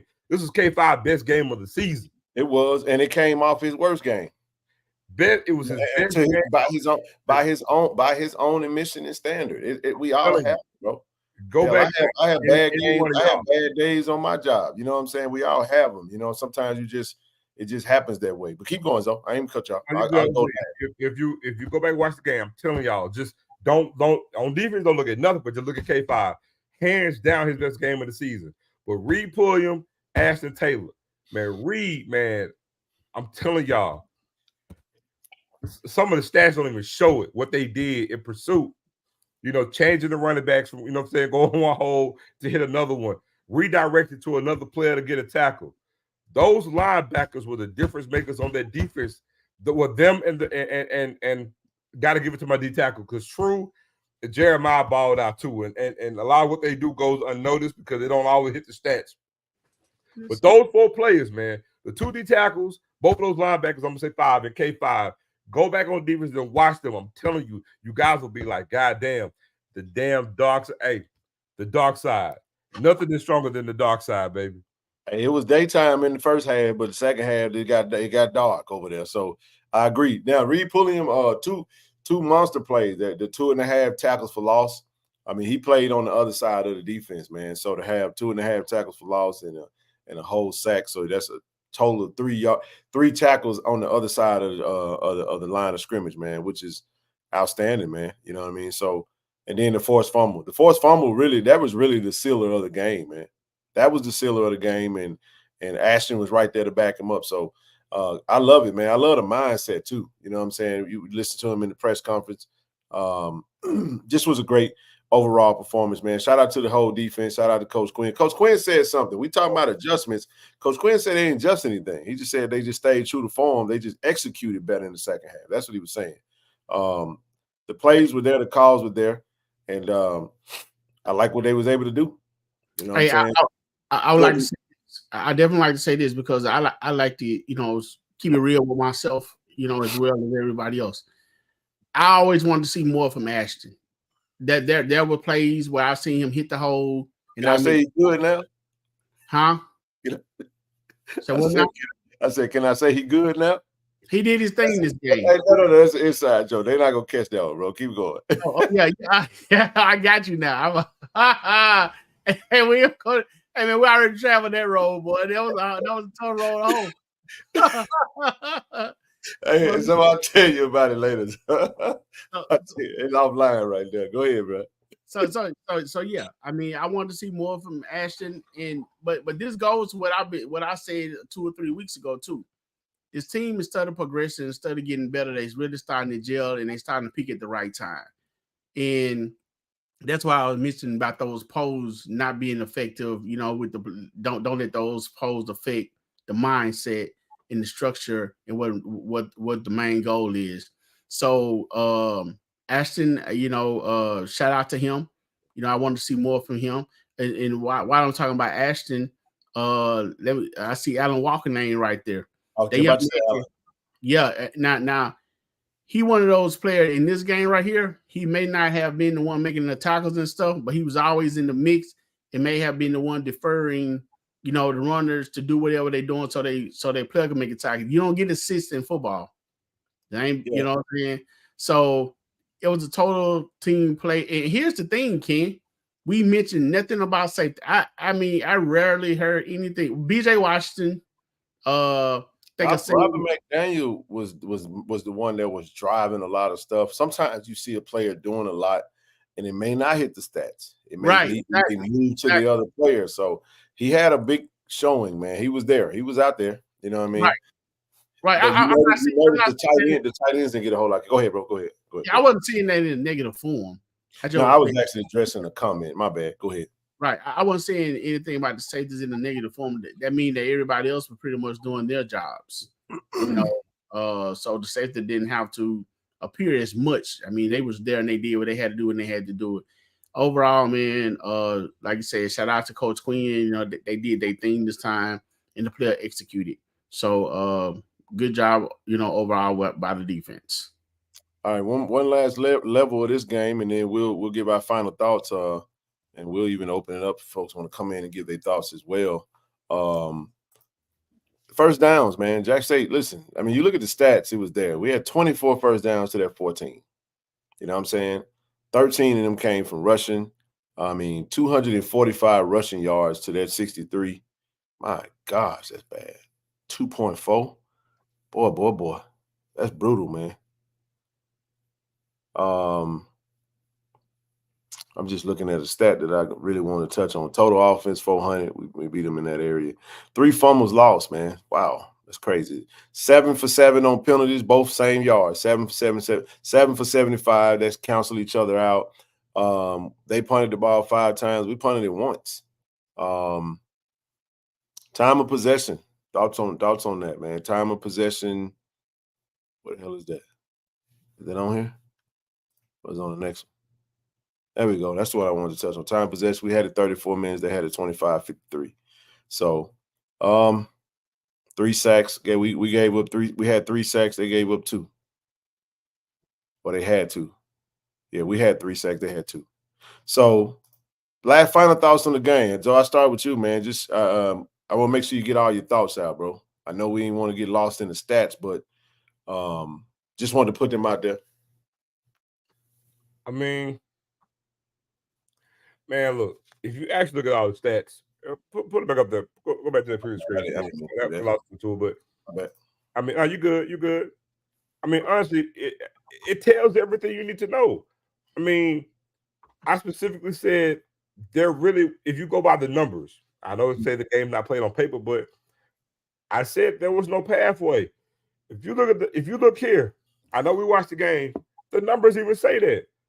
They got 60 yards rushing. We had 245. They had 248 yards passing. They averaged 238. They hit the numbers. We had 155. Guess how many yards Jacoby in average per game, Ken? 188. You see what I'm saying? Now, granted, the only thing that was bad outside the turnover for us was Jacoby's completion percentage. And honestly, if he had completed another 4 or 5 passes, he's on par of what he's done all season. But look, I mean, you look at everything else. We had about 68 plays to their 54. And honestly, we run the ball a little bit more. We actually shrink their number, which is what we should have done. Penalties were the same. You know, you look at punt yardage. We ain't talked about that. We had 1 punt the whole damn game. 1. So the numbers tell it. The numbers tell it all. But it's like, you know, if we say that, yeah, I got on blue and white, so I think I'm a JSU homer. But again, everything that I stated, the stats speak to it. Turnovers were the outlier. They really were. Now, granted, we did them. I mean, we had the turnovers. FAMU caused them. But I specifically said that turnovers were the pathway for them to be in this game. If we don't have those turnovers, this game is not close. And we got to get better on 3rd down. We got to get better on 3rd down. My goodness.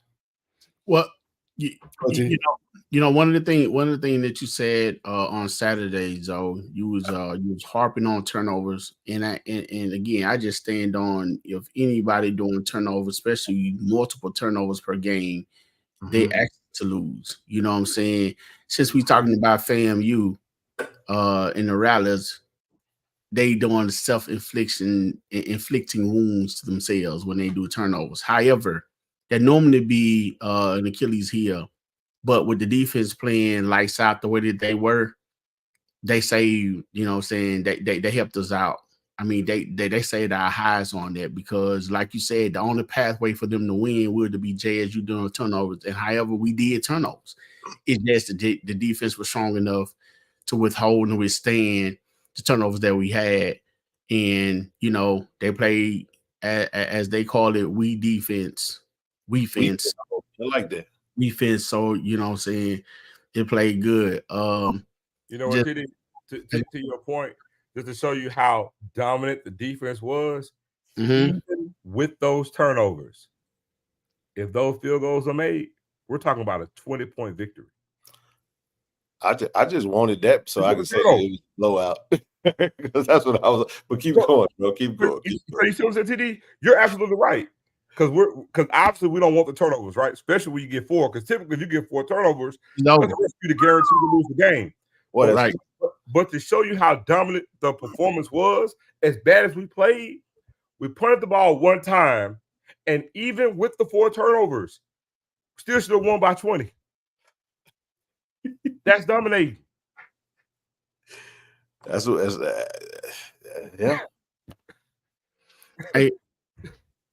Hey, you know, I just I received a message from a former JSU quarterback speaking on Mr. Morgan. He was like, hey, you know, he pretty much he said after that hard hit, he said, forget this, man. I'm finna put this thing on my shoulder. I'm gonna take that thing on in. I ain't gonna sit back there and get Daniel Richardson. Right, you know, and you know, he had, and that was time he had a good pocket, you know, and I heard Jay kept talking about, you know, him being a pocket man, but every time he was talking that, it was a situation where Jacoby did have to move because there was a defender approaching. So he had to step and move, you know. Then, you know, people want to talk about it, and it's something that he definitely need to work on. I'm pretty sure he will. But they talk about rolling to the right.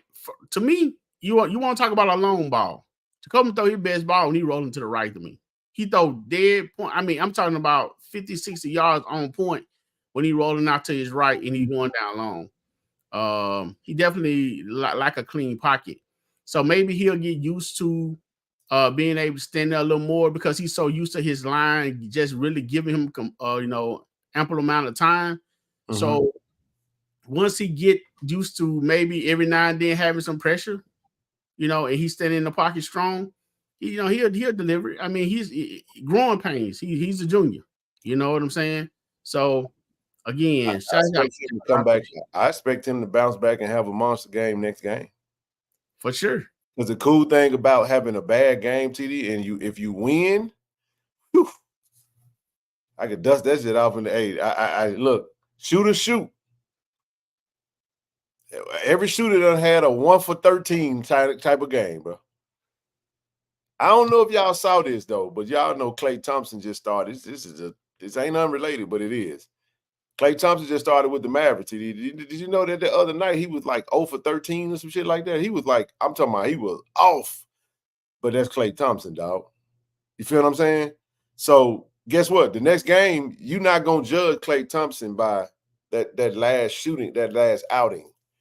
You're gonna judge him based off of what you know he could do. So had a tough game. You know, he had an average game, bro. It was an average game because of what he was able to do when things broke down. You know what I'm saying? Like I said, he made the plays when he needed to make the plays, and that's all that matters. Key first downs on certain passes, hitting. Jay Dupree had a good one, a good game, man. He was working that slot, and I like to see that. He got a couple first downs. Tyquan Henderson had a good game. He did. What I'm saying? Really good game. So overall, man, we did what we needed to do. We got the dub. We took over first place in the East, and now we're sitting in the driver's seat. We got 5 games left to play football, man. And I want to take one of your favorite quotes, one of your favorite sayings, and use them right here. Go ahead. Plug here. JSU fans, football fans, period. Don't be so quick to throw the baby out with the bathwater. I mean, we'd be so quick to say what this person ain't. How a person going to learn how to do something? How a person going to learn to grow? How a person going to learn how to overcome adversity if you always taking the job from them? That's what I want to know. And then what do you do when you get in a big game? You get in a championship game, and then that pressure is there. What you want to do? I mean, you got to have some consistencies there. Yeah. So don't be so quick to throw the baby out with the bad water. For those who, you know what I'm talking about. Stop being so quick to do that. That's any position. People are not going to be perfect. You know what I'm saying? So they got to learn how to work through that. Learn how to deal with adversity now. So in December, when that stuff comes, you already seen it, you already experienced it, so you know how to work through it. So don't be so quick to judge and talking about, hey, do this and do that to a player. Don't do that, man. I mean, I can't tell you what to do, but it'd be best out not to. You know what I'm saying? Just let people work through stuff. Bro, that's the perfect segue, and I really want to get both of you guys stay with on this, man. Hold on, I had to disconnect my Wi-Fi real quick. Not disconnected, but I'm hardwired in. All right, had a little lag there. All right, there we go. I ain't lagging no more. With that being said, man, I'm gonna play this clip, man, and we're gonna come back and we're gonna talk about it, and then we'll open it up for the chat for the last 20 minutes or so. Give me one second. Let me say this: you have to win your one-on-one matchups. You know, the style of defense we play, we put them guys. We ask a lot out of the DBs. You know, to live the way we live defensively, top 10 in TFLs and sacks and FCS football, not just the SWAC. You got to have a back end that will be able to support you doing so. We're gonna win some, we're gonna lose some. And I thought, you know, we lost a couple of them early, but the guy was able to bounce back later the second half. I think the most disappointing part of it all, and I wasn't gonna address this, is that guy being attacked by his own fans. That bothers me. All right, put it on me, it's on me. All right, I'm the DC, it's on me. But a kid 2,000 miles from home, getting attacked by people he think love him, that ain't it. Oh wow, I hadn't seen that. That's why I wanted to play it, and that's why I said you gave me a perfect segue to go there, and that's why I said I wanted to deal with now the player. Now I was traveling home, and I saw you know, Austin put out a tweet, you know, referencing players getting, you know, potentially getting death threats, bro. You know what I'm saying? No, yeah. I'll come back to that. For real? Yeah. And it's so this is it really kind of peed me off at first. But I want to take a different approach tonight. I want y'all to just rock out with me here for just a second.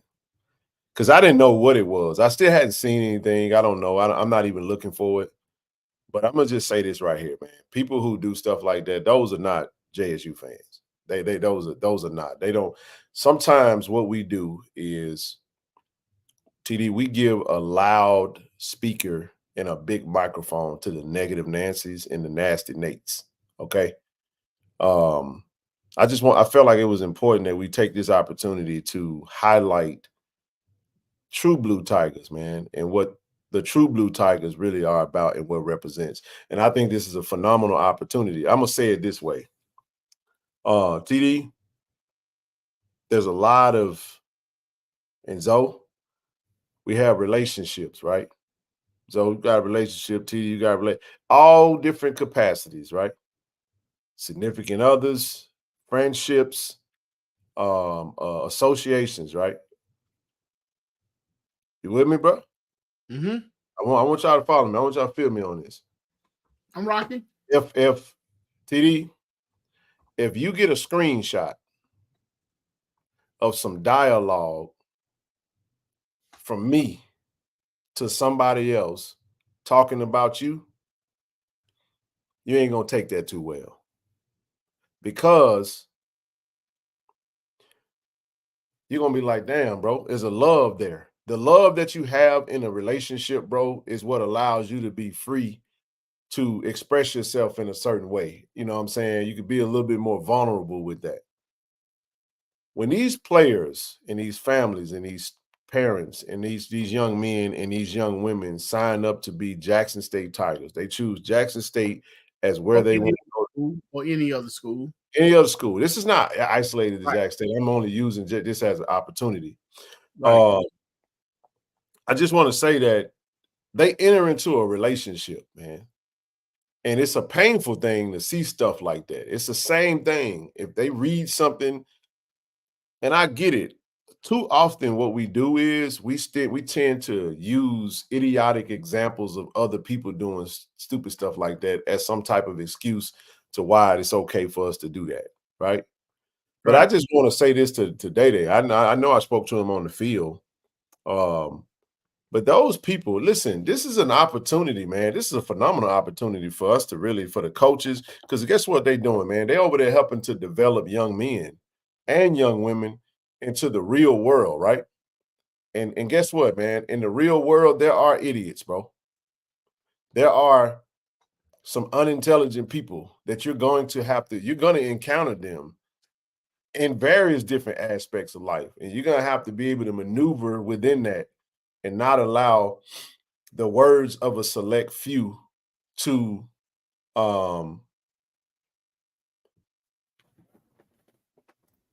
I'm not confusing those. I'm not confused. I'm just going by what was communicated. But I'm also I have very specific messages that I read with my own two eyes. So trust me, I ain't gonna break away. And I'm not getting into all of the specifics. I know where I'm going with it. But I just I said he tweeted about that. I'm not saying that I said that I didn't see any messages where I didn't see any death threats. I'm just telling you what was communicated. But what I did see, and what I did hear, and what I do know that has transpired, what Coach Quinn addressed is a real thing. But again, man, we love on our players, man. You know what I'm saying? Listen, TD, you just said something, man. You know, you talked about throwing the baby out with the bathwater. It's no place for it, man. It's no place for it. It's not a good thing. But I also don't want to just get stuck on the few folks that just don't represent and it happens. It's in every fan base, man. You got a few that just go too far, and sometimes people be in these social media quarrels where we beefing with other schools and we talking smack and we want to win so bad that your performance is affecting what I'm going to have to go defend. Because if we lose, I got to go back in this group and go back and forth and have to deal with what FAMU is dealing with right now. Smack talk, right? And it leads to us getting online, man. We got to stop doing that. And I'm not even, listen, I know I ain't got the kind of power and all you can do is really just speak for yourself.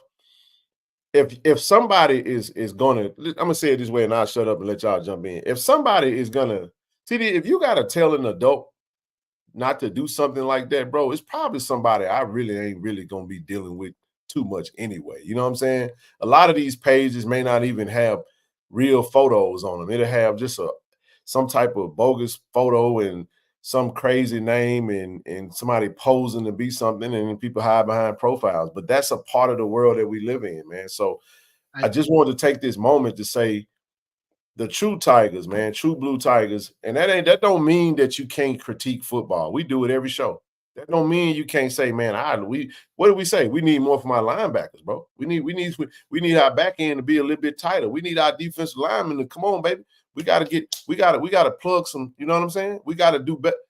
That ain't putting somebody's name, highlighting someone and tearing somebody down publicly and to the point to where it affects someone mentally and psychologically. You know what I'm saying? Again, let me say this. Come on in there. And as I was thinking, I was giving you time to speak, but LaDon put this in, but I was about to speak on it. Do you remember when we interviewed Coach O? Yep. And I asked Coach O, man, how difficult is it to have your family? How difficult is it to have your family and friends in the stand and people yelling obscenities at your about you, about the coaches, about the players, about what's, you know what I'm saying, a bunch of negative stuff going on. How is that? He said, man, it's very hard. It's very difficult. But a lot of people don't understand, man, when you're yelling at these players, these are still kids. They are learning the game. That's why you have coaches. They are being coached. And like you said, Ken, a lot of these players are so far away from home and being entrusted, in the care of coaches in the community. And that goes for any level of football, any schools. Though with that being said, this is one of the main points I want to make. I don't know how. I see a lot of people, doing it. I don't know how to pull up and tell you what the odds, number, this, that, who said gonna win by what number. I don't know how to do that because I don't gamble. With that being said, don't get mad because you choose to put your money on the line and it don't go the way that you wanted to go because the player didn't do what they needed to do. And now you got money tied up, now you pissed. I can understand how you got your money, you want to get emotional, but that was a decision that you made. Yep. You didn't know how that thing was going to go, so you took a chance. So be mindful, when you do that and not taking on a player, just you know what I'm saying? Just swallow the apple whole and be done with it. You know what I'm saying? I mean, we hurt just like everybody else. I mean, again, Ken and I yet missed a game on the Coach Taylor era. So we've seen the ups and downs, the goods and bads. You think we don't take these losses hard? Listen, nobody takes these losses. Come on, Zoe, you get in here. Come on, get in here for a second. Hold on. But nobody takes these losses harder than the coaches and these players because they're the ones out there putting the time, the energy, the effort, their bodies on the lines, countless hours. And we understand that we all want to win. And what's crazy about that for us to have to say this on a game that we actually won. Let me pause there, Zoe, jump in here, and I'll pick back up. Listen, I just told y'all I was in the stadium making snow angels on the bleachers. So, look, I'm as invested and as passionate and can be unhinged as anybody else. But guess what? It's a game. It's a game. Yep. I'm gonna come on the screen. I'm gonna talk shit, but ask EA what I did when I saw him.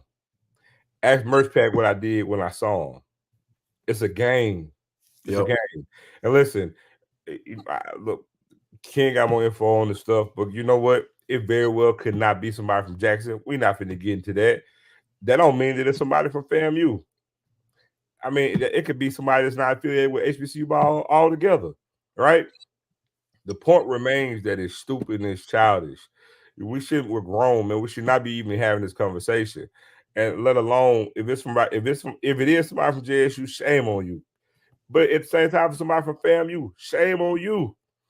But at the end of the day, man, nobody should be doing this kind of stuff, man. Anytime you want to sit here, man, attack kids. At the end of the day, these are kids, young adults. They're still young adults, kids. And you know how many of these you want to sit there and attack them because you don't like how a player played in that game, or I don't like the school, and so I'm gonna do something and attack them personally, whatever the case may be. Look, I'm a professional shit talker. I ain't a player no more. I'm coaching. Professional shit talker. Do it the best of. But it's a game. It's a game. I'm gonna talk shit, and as soon as the game's over with, man, I'm gonna go, EA, what up, man? Guess what? I'm gonna be in Tallahassee next year. I already told Ken, I ordered me some brand new snake skin. I had my snake skin belt that I got Saturday. I'm gonna have me some snake skin boots on in Tallahassee. But guess what? I'm gonna take them off when the game over with, win, lose, or draw. I'm gonna go eat, have me a good time, and I'm gonna fellowship with EA, Merch Pack, Steve Campbell, and all the rest of them. It's a damn game, people. Facts. I say this, man. One of the things that I would just say that we could do, if you see anybody within your own circle doing that, man, just have a conversation with them, man. That ain't what you want. I had someone that I know that I saw something 2 weeks ago. I'm telling you, I picked the phone up and said, "Say, man, don't do that. Go ahead and clear that up, man. Don't clean that up. And here's why you want to do that.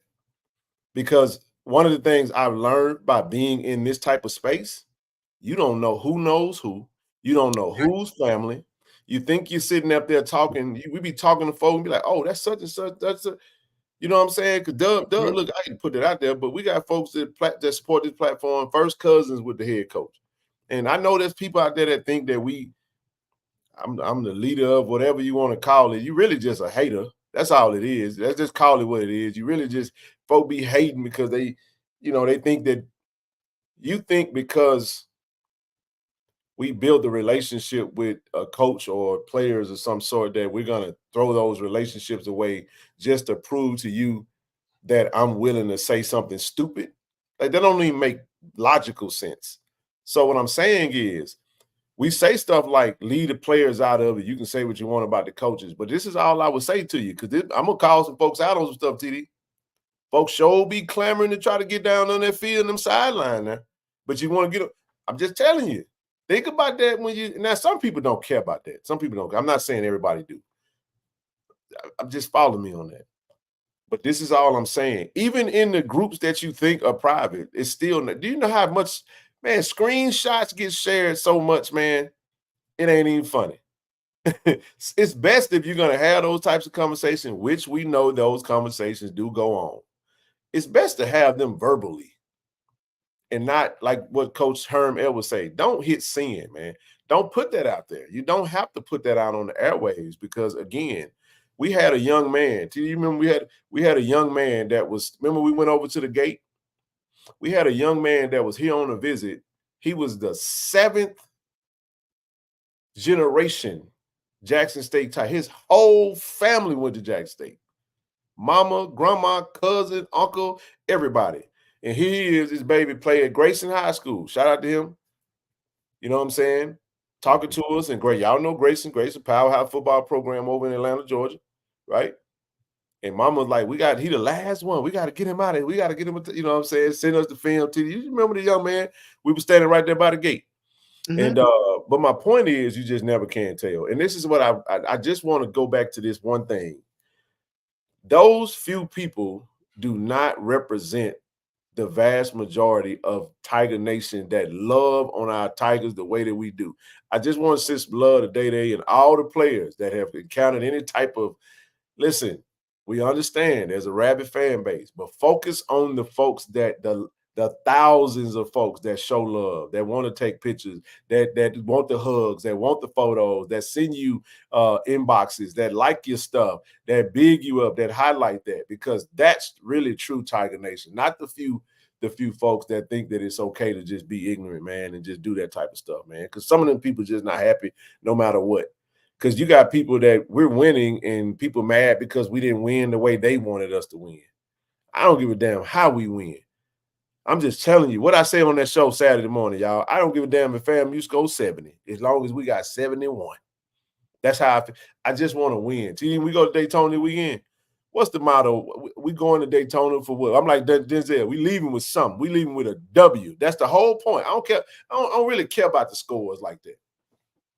As long as we got more points than they got at the end, I'm good with it. But leave the kids out of this thing, man. These young men, that is a California kid, man. Trust me. I know a little something about how long it takes to get to Jackson and being far away from the crib when it comes to that. So kid come way over there, man. Here's another thing. And listen, I ain't trying to put this out here, but I saw it on Twitter today. I want to send some love to Shamar Hawkins, our DB safety. Today was also an anniversary of he lost his mother a couple years ago on October 21st, same day I lost my brother. I didn't know that. But this is what I didn't know, TD. I didn't know that young man lost his mama. Guess who else lost their mama 2 weeks ago? Jay Dupree. So, yeah, we talking about, man, he ain't running hard. Man, you don't know what these young men dealing with, man. They dealing with all kinds of stuff. And they got to get class. And they got to deal with social media. And they got to deal with peer pressure. And they got to deal with their own expectations. Man. And they got to deal with their own expectations. I had a conversation with a young man about just mental health and clarity, period. So mentorship is something that we used to have. Remember the big brother, big sister? I know it still may be going on. I know it could be. But again, man, love on these young men. Listen, it's all right to be frustrated about what you see, but we have to be a little bit more tactful and strategic about how we do that. You gain nothing from putting that stuff on the internet, man. It don't gain nothing. You might get a few amens and hallelujahs and yeah, I agree and likes and retweets, but that ain't nothing. You can't pay your bills with no likes. Right. You can't make no money with it. You know what I'm saying? Like, I'm just saying, man, you do with it what you want to do with it. And this is the other thing. I'm gonna say this, and I promise you I'm done. TD is and Zoe, I hate having to have these conversations because the other side of it is you have to deal with that. Who he think he is. He always wants to tell it. I'm whatever you say I am, whoever I am, however you feel about me. You see what I'm saying? But we wish, that's why I said when I tweeted, I said, man, I hate that Coach Quinn had to address this. But I'm glad he did, and we'll talk about it tonight. But just want to send some love to 13, man. I'm going to say the same thing I said to him when I was there. Hey, when you go make that interception, that game-winning interception or that game-sealing interception, they're going to love you then. I said take the good and the bad the same. You take the praise and you take the criticism the exact same way. Don't get too high. Don't get too low. This is an ultimate team sport. You have your teammates back. They had your back. You won the game. It's all good. You know what he told me, TD? He was like, man, I'm gonna make up for that, man. I'm telling you, bro. I'm telling you, bro. He was hyped up about it. He was like, man, I got you, bro. I got you. Because he's a competitor, man. This is a fiery young man that plays hard. And you saw it in 6 games. But now he have one bad half of football. Now all of a sudden he trash and he need to. People talking about taking NILs and all this stuff. Like, but you ain't getting. Have you even donated to the collective or anything? Like, what NIL you speaking on that somebody's supposed to not get? I'm just saying. We got a whole collective started and people won't even rock with it just because of who it is that's doing it. Hater. All right, I'm done with that. I'm done. I'm calling it like it is. I'm telling you why folks don't rock with it. I tell you to your teeth. You know it. You know it. And when you hear it, and you hear it in your head, and you know you thought about it and you chose not to, you know why you didn't do it. So I'm just saying, ain't nobody more vested. TD, you said something, and it's true. Man, you think players, you think we don't love these players flying all over the country, getting hotels? Man, y'all know how many miles you done put on your how many what game number is this for you, TD? What game number is this? We hadn't missed a game since Coach Taylor era started. This is game number 18 in a row, Zoe. I have no idea how many it is. So and that's just we ain't even gonna talk about the last set. I was at the Celebration Bowl, which was damn so we lost that one. Right. I was in the SWAC championship. What was the game prior to the SWAC championship? I don't know. Alcorn, we was there because Zoe got a touchdown scored on it right there. Travis almost fell into it. We were right there. I'm just saying. So and it ain't just us. There are some fans that ain't missed a game, and those fans love those players. Those fans donate. Those fans buy season tickets. Those fans are there. They always there. And you guys continue to. That's the real true Tiger Nation, man. So we got you. Go ahead, bro. I'm done with that. Yeah. I mean, I want to say one more thing on there that may not be popular. And this is on me, not anyone else. I don't agree. I'm a stone cold supporter of Coach Taylor. I mean, I want that man to win every game that he step on the field and play. I want the coaches, I want the defense, I want everything to be perfect as far as I'm concerned for JSU and their football program and just the university as a whole. But we're just talking about football right now. Right. But I admit, I don't agree with every move that Coach Taylor make. Neither do I. Or Coach Quinn. Nope. But I'm not going to get out of here because at the end of the day, it's just like fam. I mean, you don't get outside the house and straight destroy your family, you know what I'm saying, for a few likes and tweets or whatever like that. I don't, okay? I don't tell nobody what they do. So with that being said, I mean, so if I got, you have your dialogue amongst the people that you with, you leave it at that, man. I mean, there's no use in starting a war, going back and forth, or belittling people because things go the way that you wanted them to go. So again, I don't agree with all the moves that that's made. I feel like a lot of time we get conservative. I feel like we need to be aggressive. I ask why we have a 6'6" dude playing corner. I don't know. I ask those questions. You know what I'm saying? But at the end of the day, that's the old people team. I mean, those are the coaches team. They know what they're doing. They know their player. They know their personnel, and they do what they do. When we win, it's all good. So I got to smash everything that bad. So I guess what I'm saying is, well, awesomely what I'm saying, we're not going to agree with everything that's done, but they got to do what it is for their program because they get paid to do it. Man, listen, there's a reason that I stand on the other side of the at home games. Blue, ask Blue, Corey. Look, I don't hold my tongue. I let it out, but you ain't gonna hear it. I ain't gonna go out there and put myself in those situations where, and it ain't disrespectful. It's football. I was losing. I'll say it. I was losing my shit on the sideline before the crowd started saying run the ball. I'm looking at, Irv running, he rushing 8 yards, he got 8 yards of carry, bro. And I'm like, Coach, what we doing, baby? What we doing, bro? Get a ball to number 5, man. Get a ball to Irv. Please get a ball to Irv. And then we ran what, probably 5 or 6 reverses. Not reverses, but I was losing it. And none of them worked. But we won.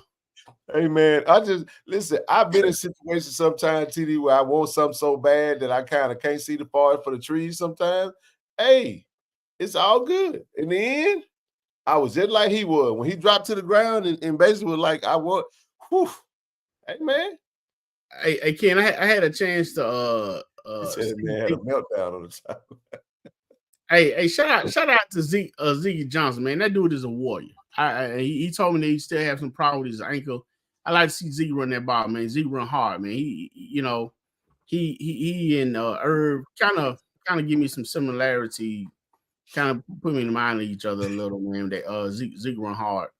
So, and speaking of fan, Miss Gwen, I've been seeing you. I used to see you at every game. I hadn't seen you, yell. I hope everything is all right with you. Shout out again to all the people that come up to us and man, listen, I want to address something, man. I apologize. I don't, but I do. If y'all watch that band clip, I don't even remember what was said to me. It was something like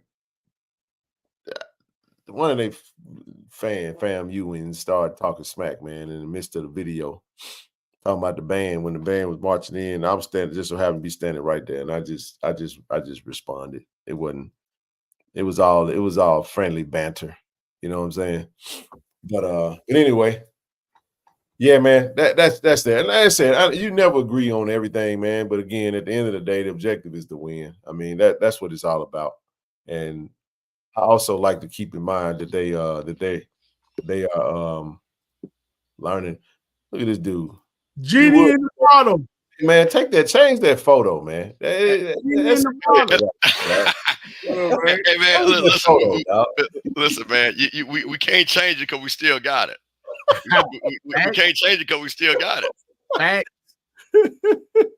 Joe. No, hey, man, listen.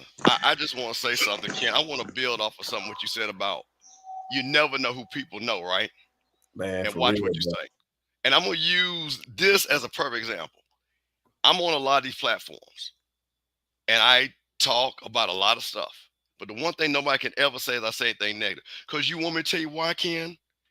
TD literally is family to me, and I did not even know it. The person that TD probably loves the most, I have known since she was a child. That family I grew up with. So could you imagine if I was cutting a fool and TD said, hey, baby, you seen this guy ever? He said from Jackson. And he said, yeah, he grew up 2 doors from me. I've known him forever. But you know what? She didn't say that. She said, I've known this family. I know Steve. I saw his brother-in-law. His brother-in-law helped bury my grandmother. Right. See, this is why I try to tell people, stop telling me about people from Jackson. Because that's what people from Jackson are.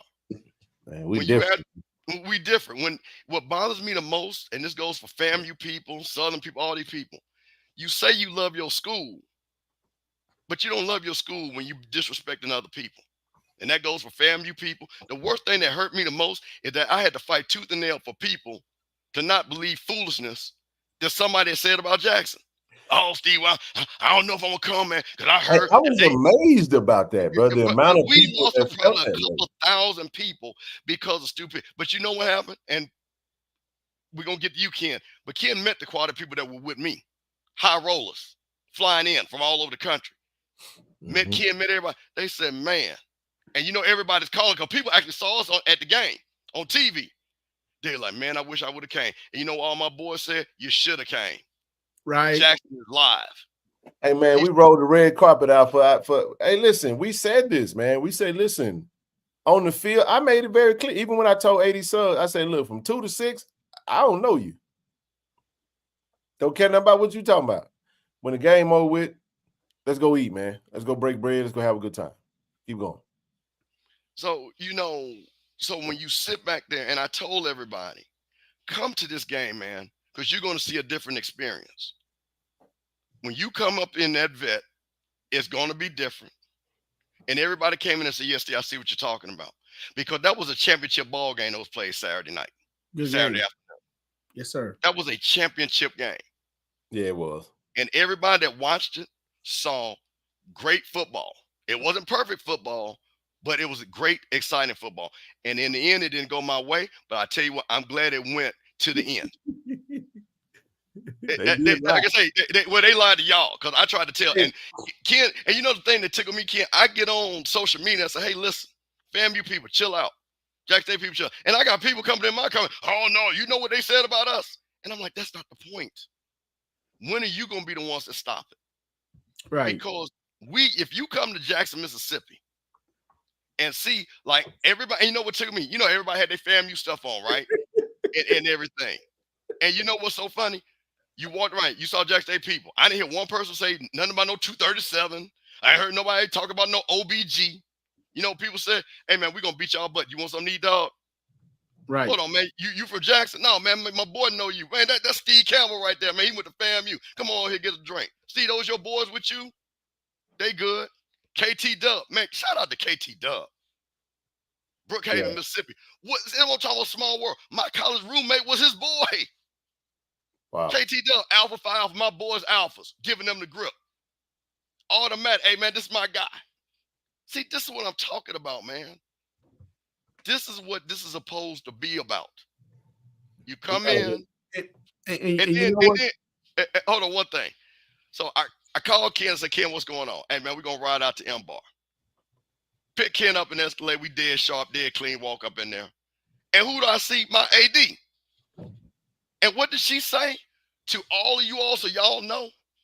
Ashley Robinson called me and said he took care of everything I need. That's why I'm here.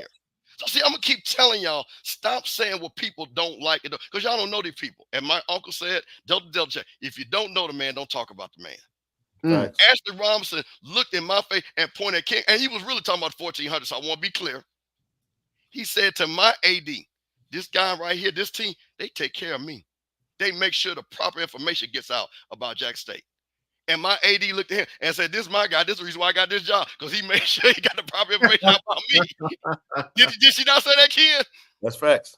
That's facts. So we were able to all people that just came from the Hall of Fame interest, the brothers from the M-Bar, vice president for FAMU, all people there.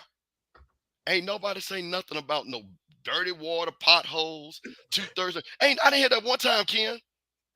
Because you know what I kept telling people? This is true blue JSU.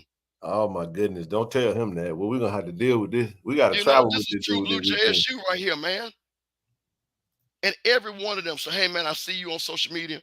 I appreciate how you rock, because that's the only way I'm going to rock. I'm going to respect Jackson because I love Jackson. I love Jackson State. I love what that football team represents to this city because I know what it means. I know what that means. So, man, you know, the thing about when I found out who TD, it warmed my heart, bro. Because like I said, when I say that is like family to me, that is my family. Sure. I talked to Ken, and Ken is like, man, my older brother. I'm like, Ken, I know who your older brother is, bro. I know that cat. Yep. We used to run the streets together. I know exactly who your older brother is. And Zoe, the only one I didn't catch up with, and Zoe, I was looking for you. But I understand you was busy and everything. Go up there to that rooftop. Ken got all the nieces and nephews up there. Man, beautiful. All beautiful young brothers and sisters. Show respect, introduce, took pictures, talk their trash. Ain't nothing wrong with talking trash. Y'all won. Congratulations. That's what it's all about. Because I would have came here and talked, we had won. There's nothing wrong with that, man. But you should never, ever, I'm going to say this to y'all one more time. All y'all listen to this great show, man. You don't have to and don't say, well, somebody else did, so you do it. That does not give you the right to do it. Be the better person. Man, Steve, I'm going to say it like this. It's an age-old thing. You win some, you lose some. Ain't nobody undefeated. Nobody, ever. You might go undefeated this season. It's another season next year, another season year after that. At the end of the day, man, you can sit here and talk shit with anybody. You ain't got to disrespect nobody. Like I said, I talk shit with the best of them. But as soon as that game over with, I'm chopping it up. We're going out to eat. We can kick it. Facts. So, again, the disrespect is a crazy thing. Like I said, I talk shit all day long. I'm not going to say like I don't. I do. But it's a game. It's a game. Bro, you got people that live their life, and that's what I'm saying. This is what tickles me. DJ, so shout out that brother. I'm just walking around, a lot of people, and I'm from Jack. I know a lot of people. Brother holler at me, and when somebody call me Mr. Cam, I know where they getting it from. Met the brother, dapped the brother up. Brother, hey man, listen, Mr. Cam, hey man, I'm glad you're here, but we about to win this game. Little young brother won. Hey man, he had his pom-poms ready to go. Hey, Mr. Cam, let's get a picture. But we about to beat y'all behind. Hey man, that's what it's all about. But when y'all on these social media, and that's why I keep trying to say, social media is not real life. No, Them streets of Jackson was real life. That tailgate was real life. M-Bar was real life. Zaza was real life. And that's why I told all my boys, that's where everybody like, man, I'm going to have to come to Jackson. I said, well, we'll be back. Because it's every other year now, baby. We'll be back. Hey, so,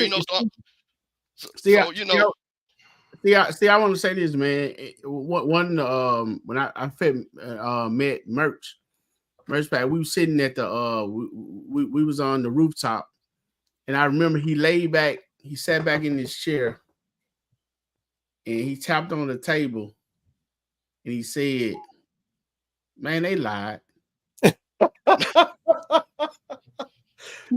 said, "Man, these folks said right there and lied to us. Man, I don't see nothing that they said about Jackson." They said the highways are worse than the roads in Jackson. The highways getting to that mud was worse than Jackson. Listen, man.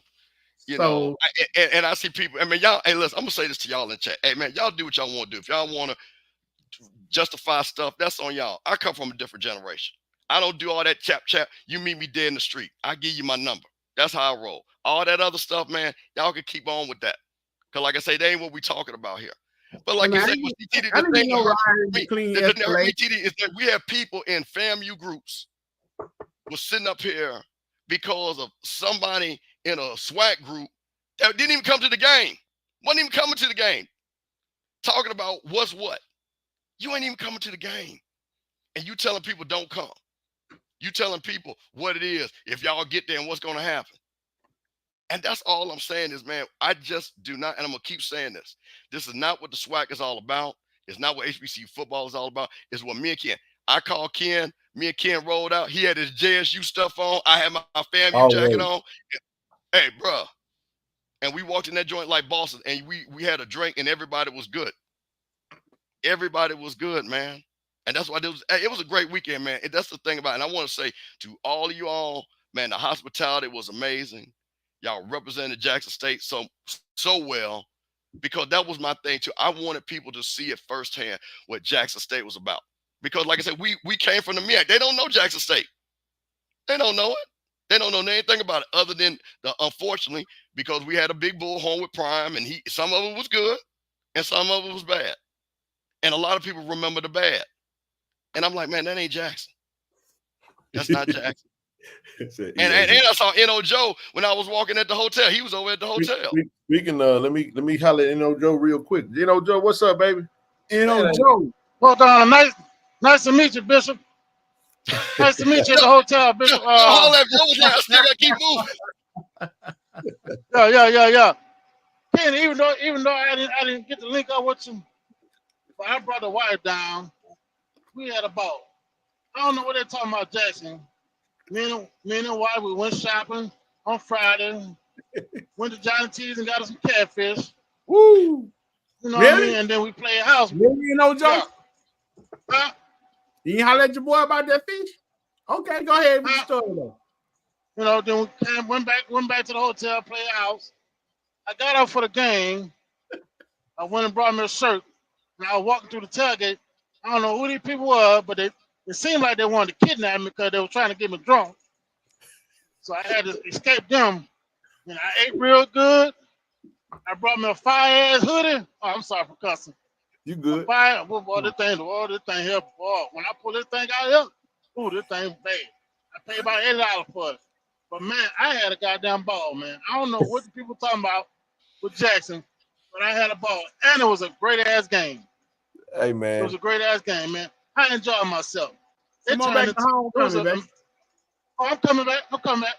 My wife want to come back because she want to go somewhere and get some Coach purses, some shit. Oh, I'm sorry.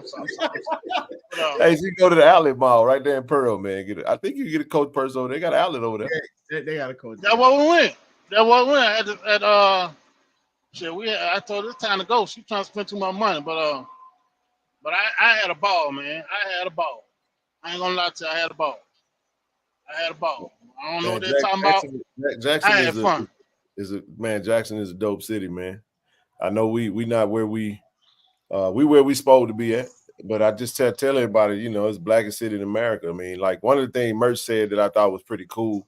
He was saying like an establishment like Zaza where we was at, he was like, if it was a place like that in Tallahassee, it would be owned by, you know, most predominantly whites. But I was telling him, I was like, a lot of the dope establishments that we hit up, that we take you to, are owned by African Americans. They're African American entrepreneurs.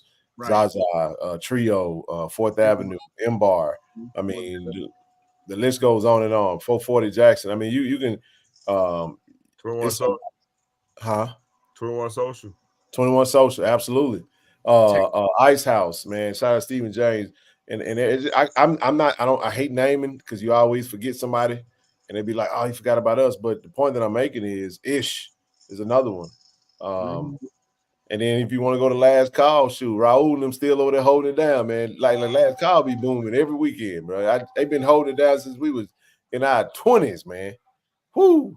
Naming faces. That's what I did. When I got there, I Googled up. Every time I go somewhere, I Google black on business, and that what came up. Man. And I heard it before somebody talking about it. So I went there, but whoever that was, them people that tried to kidnap me and get me drunk and feed me to death, I appreciate y'all, whoever y'all was. I appreciate y'all. But I had a ball. One of the cool things about this weekend, though, is we met a lot of people that we put a lot of names with faces this weekend. Speaking of names and faces, we literally put a lot of names and faces together. Shout out to Clue, my boy Clue 22, who JTV, shucks, man. Who else is in that thing? Man, Blue walking around like Vanilla Ice, just cool. Blue was hanging out with us, man. We had a great time, man. It was a great football game, man. We really enjoyed the game. Obviously, the outcome, but we got homecoming in 2 weeks, man. So listen, we pretty much done with this particular show. We got about 15 minutes left before we close this one out completely, man. But we're going to Daytona this weekend, man, for the Daytona's homecoming. I mean, Bethune-Cookman. What's the experience down there, Steve? What is it like down in the Daytona? Hey man, listen, here's the thing. Bethune-Cookman has a pretty solid homecoming. They are pretty solid. That's one of the few times they get a crowd. You know, the weather's going to be – this is a good time to go to Florida. The weather's going to be great, you know, and everything. But I'm going to say this one thing, man, and, you know, like I always say, it reminds me, and for those old school basketball fans, when Detroit and Ball had it, and Detroit finally had gotten over that hump, and Kevin McHale told Isaiah Thomas, finish the deal. So that's why I'm going to say this, man. Hey, man, this was a championship fight. Now, y'all know, hey, man, y'all been there. Y'all know what it is. Everybody going to be up for y'all. Everybody. Because you know what's funny? And what's so funny? And them jokers from Southern really think they're going to come down to brag. Oh, yeah, we going to be up. Hey, y'all are on dope. I'm going to tell you something. Listen, There's a reason. There's only one team that we lost in Swipe since we've been here. That's these boys' team. We done beat all the rest of y'all behinds for a reason. Hey, but Southern gotta be Alcorn, man. They on a winning streak. Man, look, they can be on all the win streaks they want, but they ain't gonna be the one that beat that streak and brag. I'm telling you that right now. Coles and listen. And if y'all think, let me tell you something. If you want to see a real show, I know everybody talk about people be showing FAMU stuff. If y'all want to see a real show, y'all better watch that 220 Club when them old heads that actually played football for FAMU get on Coles behind. He gonna know how important that game is, cause they gonna be on his behind. They Hey, all 10,000. Hey, Ken. 5 blows do 2,000 at home. Man, that 10,000 what? 10,000 what? Hey, y'all, is it me? But does Cole have a little DMX to him? Man, DMX. His voice. His voice, yeah, man. His voice. Oh, got the little raspy. Yeah, he sounded like a young Big Daddy. Yeah. Yeah, that he had that raspy. Hey, he cool as a fan now. He definitely cool now. I gotta give it to him. No, man, good. But like I say, and again, this is the type of, hey man, when you play this type of game, you learn something from it. You learn something from it. And like I said, they better have learned something from it, because this was one of those games that it was a knockdown, drag out game. So like I say, it'll serve us well for the rest of the season. We'll see how everything plays out. But I'm gonna say one thing, man. And Ken, you said, hey man, listen, to all y'all listening to this show, man, these brothers right here, Miss Rochelle, you know, all those people that, so, and all of y'all, man, y'all are doing the right thing with this platform, man. Support this platform.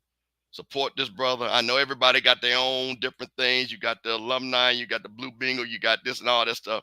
But man, everybody just need to come together to support our schools. We got the same thing in FAMU. We got 5 different organizations trying to do the one same thing. And everybody got, hey man, who gonna do it first? The bottom line is not about who do it first. Let's just do it together. That's right. That's what I always say. Let's just do it together. So man, hey man, I'm gonna get off this thing, give y'all your show back. But I'm gonna say this to all the people I met from Jackson, all the Jackson State people. Y'all warm my heart, because like I told people on social media, and I kept fighting this fight. Sometimes I lost, sometimes I won. But I told people, hey man, if you came to Jackson, you're gonna have a great time. And that's what everybody that came with me, that believed to come, they had a great time. So man, thank you for my Jackson people for representing and showing how great a city that I came from. And man, when y'all come down there to Tallahassee, bro, you know it's on. It's gonna be on. No, Steve. No, Steve, hold up. You get a chance to host us twice. We'll see you in December, sir. Now see, I was gonna let that slide. Okay. So I was gonna let that slide. But hey, listen, the aid in my city too now. Because when y'all came, I was there. So hey man, listen, however it fall, like I said, y'all complete the task. I'm gonna be right there on y'all side. You know, we're gonna set it out. And CTD, you missed your ride. Kid had to ride. You see what I'm saying? No. Hey, you know what? I called TD. He was too busy, bro. He was too busy. I said, come on, I'll pick you up an Escalade. Let's ride out. He was too busy. He had some family commitments he had to handle first before he could come ride out. But no, man. So no, we got you, man. So we got you, man. Like I said, I love all y'all, man. I love what y'all represent. And I'm, again, just keep doing what y'all doing. And Ken, I'm gonna say this: prayers to you and your family, your mother. I hope she's doing better. Zoe, prayers to you, bro. I know you went through some things with that fire. You see you right back on top, still looking good, talking. And TD is my nephew cousin now. I didn't even know it. So man, that's it, man. You know that's it. Azalea Drive, baby, it was in the house for real. In the house, baby. It was in the house. So man, listen. So man, I thank all of y'all, man. And like I say, hey man, we'll be back. We'll be back. I got you on speed dial now, buddy. Yeah, you got my number, man. My number public. Like I said, in the great words of Coach Prime, I ain't too hard to find. Well, look, I will be in Tallahassee next year with bells on. Look, it'll be my 3rd game. It'll be my cohort Ken, be his first time in Tallahassee. I told him what it was like. I ain't never been either. Oh, I told him what it was like. It'll be my 3rd time going. Hey man, the first thing we got to do, and I'm just gonna tell you this: as soon as that game is announced, we got to get y'all hotel rooms, because now you talking about white establishments cheating folks. The white establishments, y'all be like, think y'all going to New York City for that game. I'm trying to tell you with them hotel prices when they see a FAMU game. Trust me.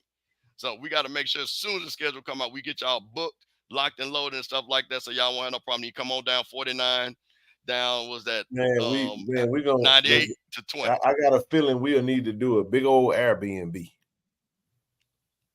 Hey, man, I got you a hookup on that too. Cause my boy got one of the nicest ones in the city. Need that thing. I want to shout out my sister Riri, man. Riri pulled up. First time coming to Jackson. We picked her up, man, as a fan, bro, and our previous coach, and she stuck with us, man. She was with us in the A when we went there for the MEAC challenge. Man, she did a lot this weekend, man. She sent me a message, made it home. I want to shout out my brother Doug. Look, hey. This brother today, Dub Tuck, went through a lot to get home, man. All the way to Wichita, Kansas, bro. I ain't gonna put everything out there, but I'm talking about a flat tire, goddamn, all types of stuff are going down trying to stop my brother from getting home, man. But nevertheless, I'm glad you, man. I see he in the chat, so I know he's doing just fine, bro. Al B, you should holler at me, man. Al B. And I miss Al B. That's the other person I wanted to highlight because TD hit me up. They was cooking that good fish, and I missed that on Thursday night because I was still in Atlanta. Still not home, damn. So I know I got to get there. Still rolling. Yeah, he says hotel gonna be 700. Airbnb me, my brother. I ain't gonna do that. Listen, no, I'm trying to tell you, man. But no, man, like I say, man. So, hey, man, we're going to see what y'all do down at Daytona, man. Tell them boys, man, stay focused, man, because I know this way. And, hey, man, TC Taylor, man, congrats. Hey, man, one thing, shout out to TC Taylor because, hey, man, that boy was dialing up. You know what I'm saying? That was a well-coached game. I think we had some slips on our side, but we called some plays and everything. But, hey, man, like I say, it was just a great game. And I just want to just say that last thing, man, just, great championship environment and everything. So, all right, man, y'all have a good one. Appreciate it, bro. All right, Steve-O. Before we get out of here, man, the rest of this week, man, we pretty much done. Hey, listen, men's basketball, I won't be able to make this one. Bellhaven, 6 p.m. on Thursday. That's going to be dope. I already know, bro. I'm jealous, man. Hey, listen. Hey, the one time I get to go, you can't. So, hey, listen, it's cool, man. Hey, listen. Then Monday, bro, after the trip back from Daytona, check this out, man. They head down to Hattiesburg Monday evening, bro. 6 p.m. versus USM. How cool is that, bro? So you got volleyball at Mississippi Valley on Thursday. You got bowling at Southern Queens in Baton Rouge. Friday, soccer at Mississippi Valley. Saturday, we got bowling again, and we got football in Daytona versus Bethune-Cookman. We got women's basketball versus Mississippi University for women on Saturday, October the 26th, a scrimmage.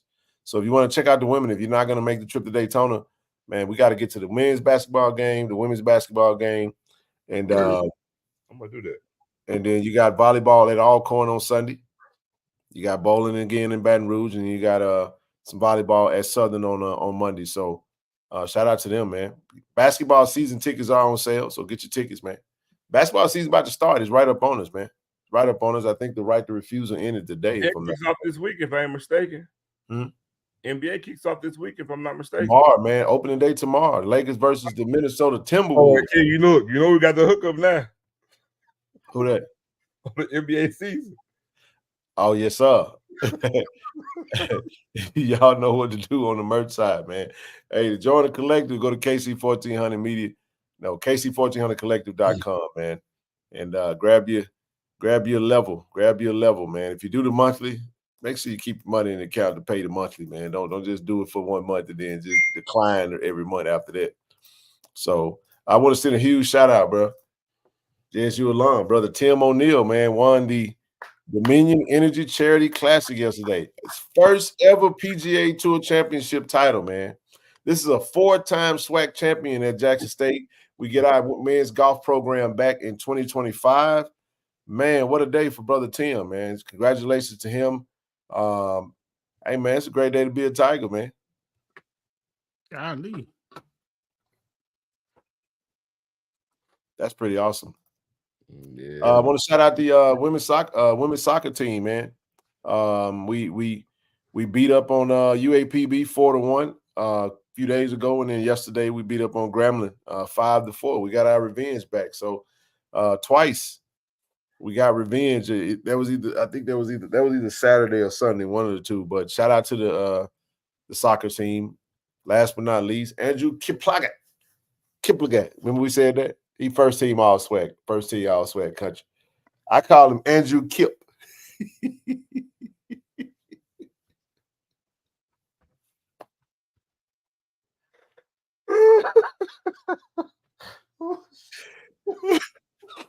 Every time. Hey, Coach Quinn, you gotta not Coach Quinn, Coach Thorne, you gotta text me, bro. Text me. Oh God, you killing me, man.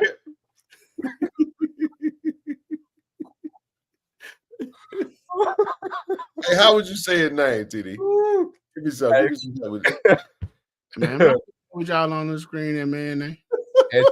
Andrew K, dog. Hey, boy, you sound like Edo Joe just did. I ain't got nothing to do with that in the right lane right there, boy. Kip forgot. Yeah. All right, there you go, man. First team. No. The Boom is not going to Daytona. Oh, hell no. It ain't but 10,000 seat stadium. Boom ain't going out there. They going to need every seat they can get out of there. We going. I thought it was 15. 10 or one of them. It's 15? It's one of them, 10 or 15. I thought it was 15, but it might be 10. One of them. I think 10 might be, was that Howard? Or was Howard 8? Howard might be 10. No, the Boom not going. Welcome back to the chat, Aqua. The Fanatics are going, though. We're going to have a nice contingent down there, man. Who all going to Daytona, man? Drop it in the chat. Let us know if you're going. Shout out to the Fanatics. Shout out to them Fanatics, baby.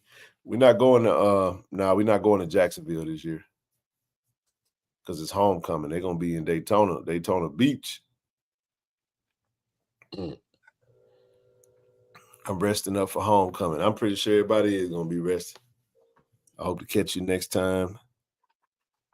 Somebody in the chat going to Daytona. Ain't nobody going?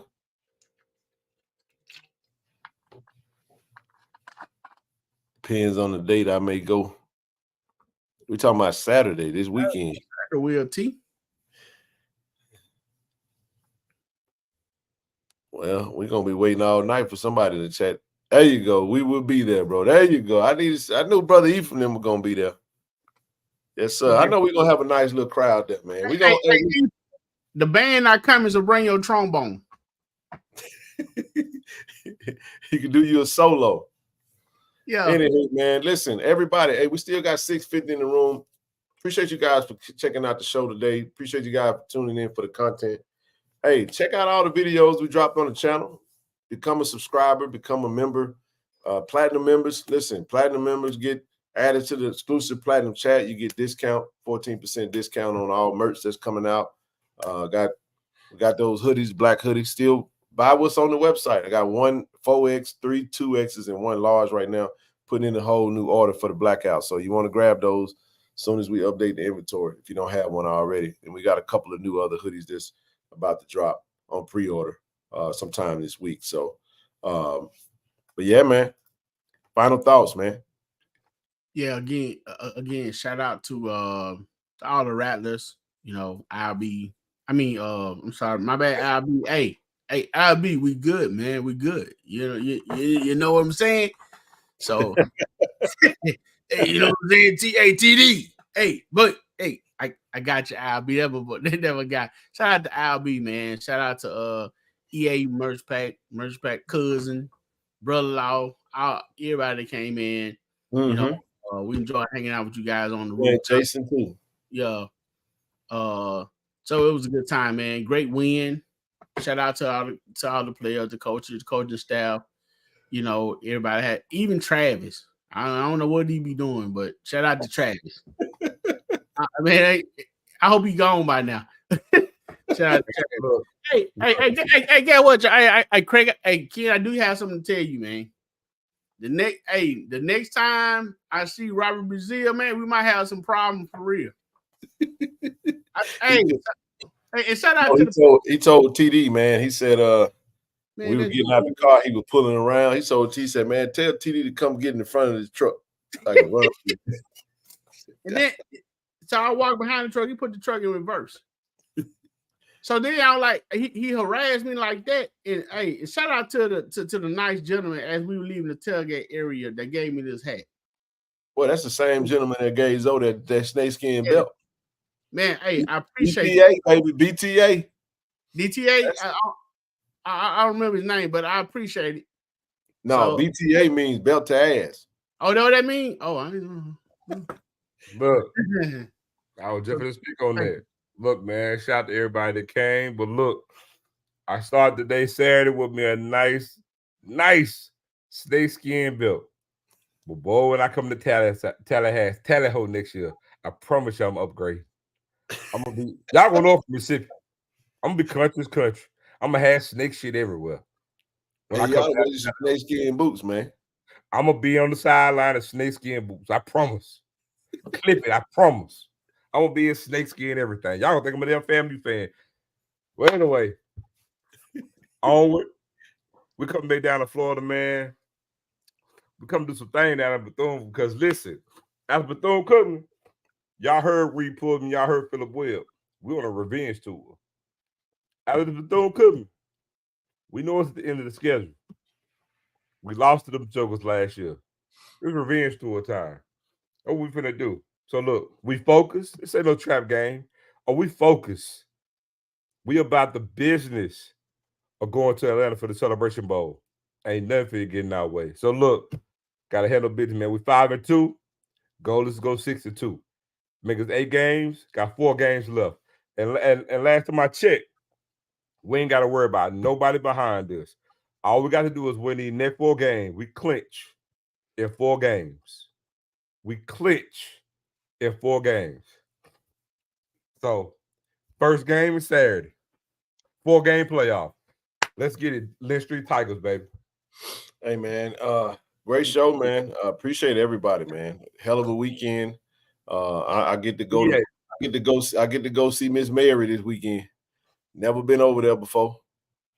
You know, Mary's chill. I have, but I ain't been to a game. This is the first time. First time. I've been to Daytona before. I've been on campus, but I've never been to a game. So definitely looking forward to that, man. But now, man, go ahead, bro. Ken, hey, before you shut it down, man, I'm definitely gonna need your help on this. I don't understand why you pull up in the parking lot on Dr. Doom and he just signed your jersey on your back and he's smiling and everything. But then I asked him to sign my hat. Vernon Perry, he be sneaky messy. So I didn't want to go up to him, Ken. So I stayed outside. So I ain't going to the umbrella. So I got Vernon got it 10. Vernon said. So he looked over at me. He said, I said, what? I said, man, no. I said, so I walked up, I walked up to him. I said, hey, Dr. Boone. I said, man, it's a nice gentleman. Just gave me his hand. He said, hey, man, I see you order that hat offline. Ain't nobody get it. Hey, go on somewhere with that, man. He said, hey, y'all get some money. I said, Dr. Doom, I said, we gotta talk about this, man. So, kid, I'm gonna need your help to get Dr. Doom to sign my hat. He'll do it for you. Oh, he didn't sign it. Oh no, he told me how you gonna charge me. Did he? I do it for you, but he gonna put my name on it. That's gonna be on the price. I do it. He gonna put my name on it though. You know what I was telling you, Ken, when I asked him. Listen, so I'm waiting on him to say that he signed it. He really didn't sign it. And I'm gonna tell you what he gonna say. What he gonna say? If I go so that far, he gonna say, "That's so for you. I'll make this sign." That T Diddy. He ain't doing it for T Diddy, is you?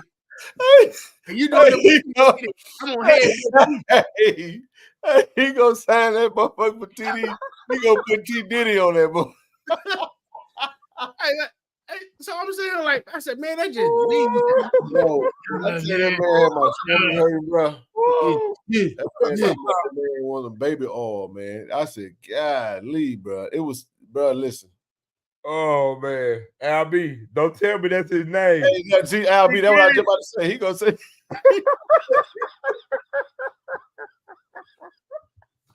He gonna put this. He'll do it for you, bro. He gonna do it. He gonna do it. He'll do it for homecoming. Watch. Yeah, he gonna do it for homecoming. I'm gonna let you take it to him though. We'll go over there together, man. How we're gonna do it together? We'll go over there together. I'm gonna be like, man, I don't sign his hat. Come on, Doc. You gotta go and do it, man. Oh man. Hey man, Dr. Doom told me we was in Canton, Ohio, man. He said he got a price list, man. He said He said, just for my appearance and such, for this right here, so he said, if I put on that gold jacket, it's out of your league. He said, you got to pay me to show up in the gold jacket, and then you want me to speak, you got to pay me to speak in the gold jacket. So he got a price list. He ain't lying, man. Nobody know he ain't lying about me signing that. But it won't get signed if I got to pay. Anyway, go ahead and close it out, brother. You good, man.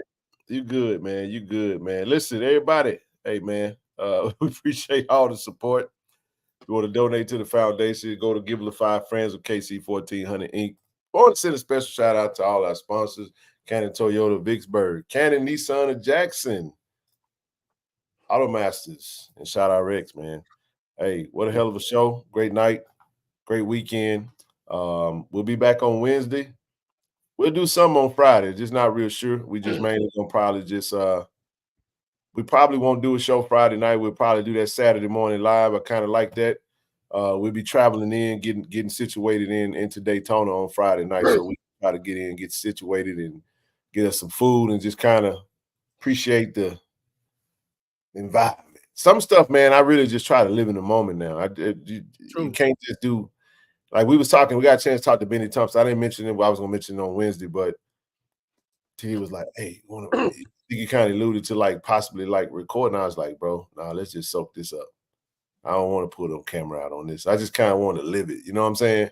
I agree. It was a great, I feel it. Like when it comes to like camera work, I kind of feel it, but sometimes you just want to, like, I wasn't even really trying. I'm glad we got some pictures, bro, when we went to the rooftop from some folks, but I wasn't even really trying to do that. I just wanted to just enjoy fellowshipping. I ain't feel like I was tired, bro. I'm done. Boy, I was so tired, man, when I got in the bed Saturday night, boy. Woo! I was wore out. All that jumping around, though, I damn near caught a cramp in both of my calf muscles. Dude, oh, my goodness. Oh, listen to me. Man, I got a calf strain right now. To this day, I got a calf strain, dog. Look, Mika didn't get video, but I promise you, dude, I'm making snow angels in the bleachers. LaDon saw me. I'm gonna hold I it come down. down, jump up there, man. I got a calf strain right now.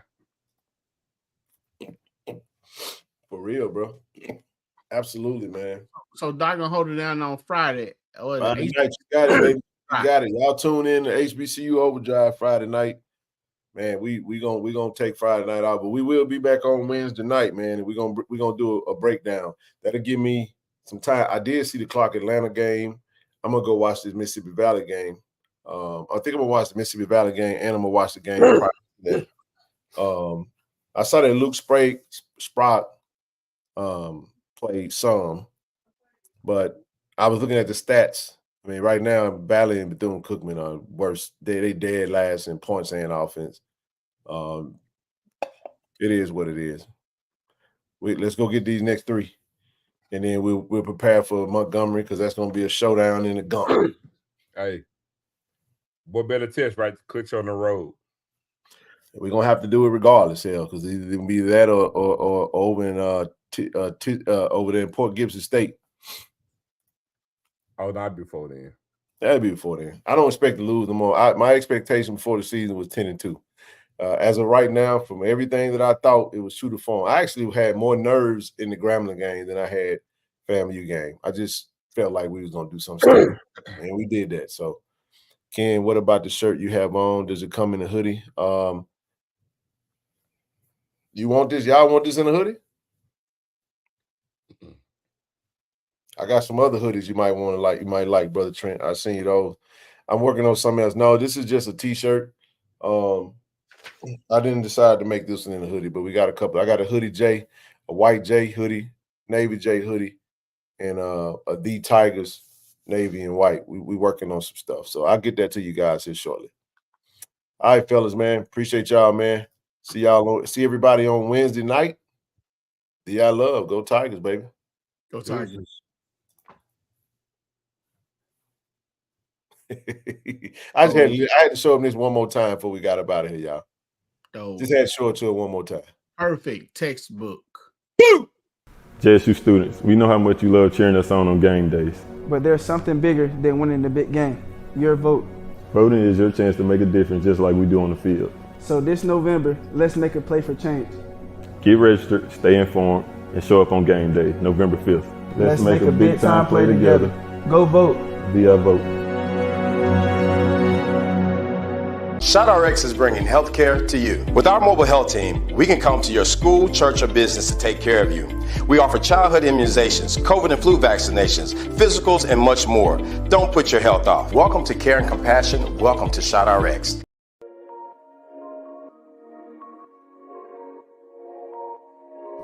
Hello, I'm Dr. Roderick Little, Director of Bands here at Jackson State University. So the atmosphere of the vet is literally second to none. By being a part of the Jackson State University fabric and families as a student and now as a director, I've had the opportunity to experience it from many different levels.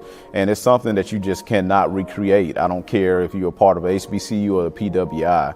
And so when you mix the Sonic Boom of the South and the football team and all of the synergy that we create amongst each other and between each other, you're not going to get that in any atmosphere or any stadium. We have an outstanding team with Coach T.C. Taylor under the leadership of A.D. Ashley Robinson. We are all coin to make sure that we elevate the profile of this illustrious institution that we all love, which is Jackson State University.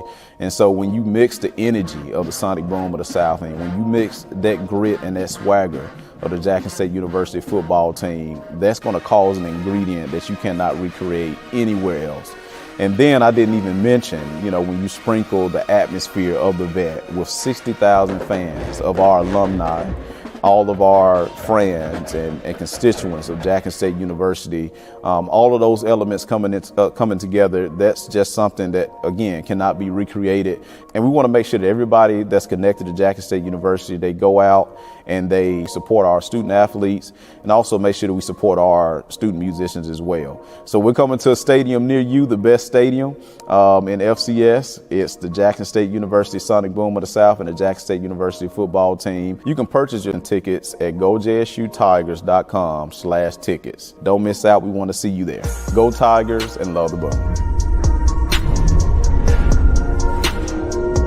Hello, I'm Kevin Dent, Jackson State University, safety, Canton, Ohio. Today I'm being inducted to the Black College Hall of Fame. I want to give a shout out to KC-1400 Media Group for giving me this platform to introduce me to this stage. I'd like to thank them, thank Jackson State and Jackson State family. Go Tigers.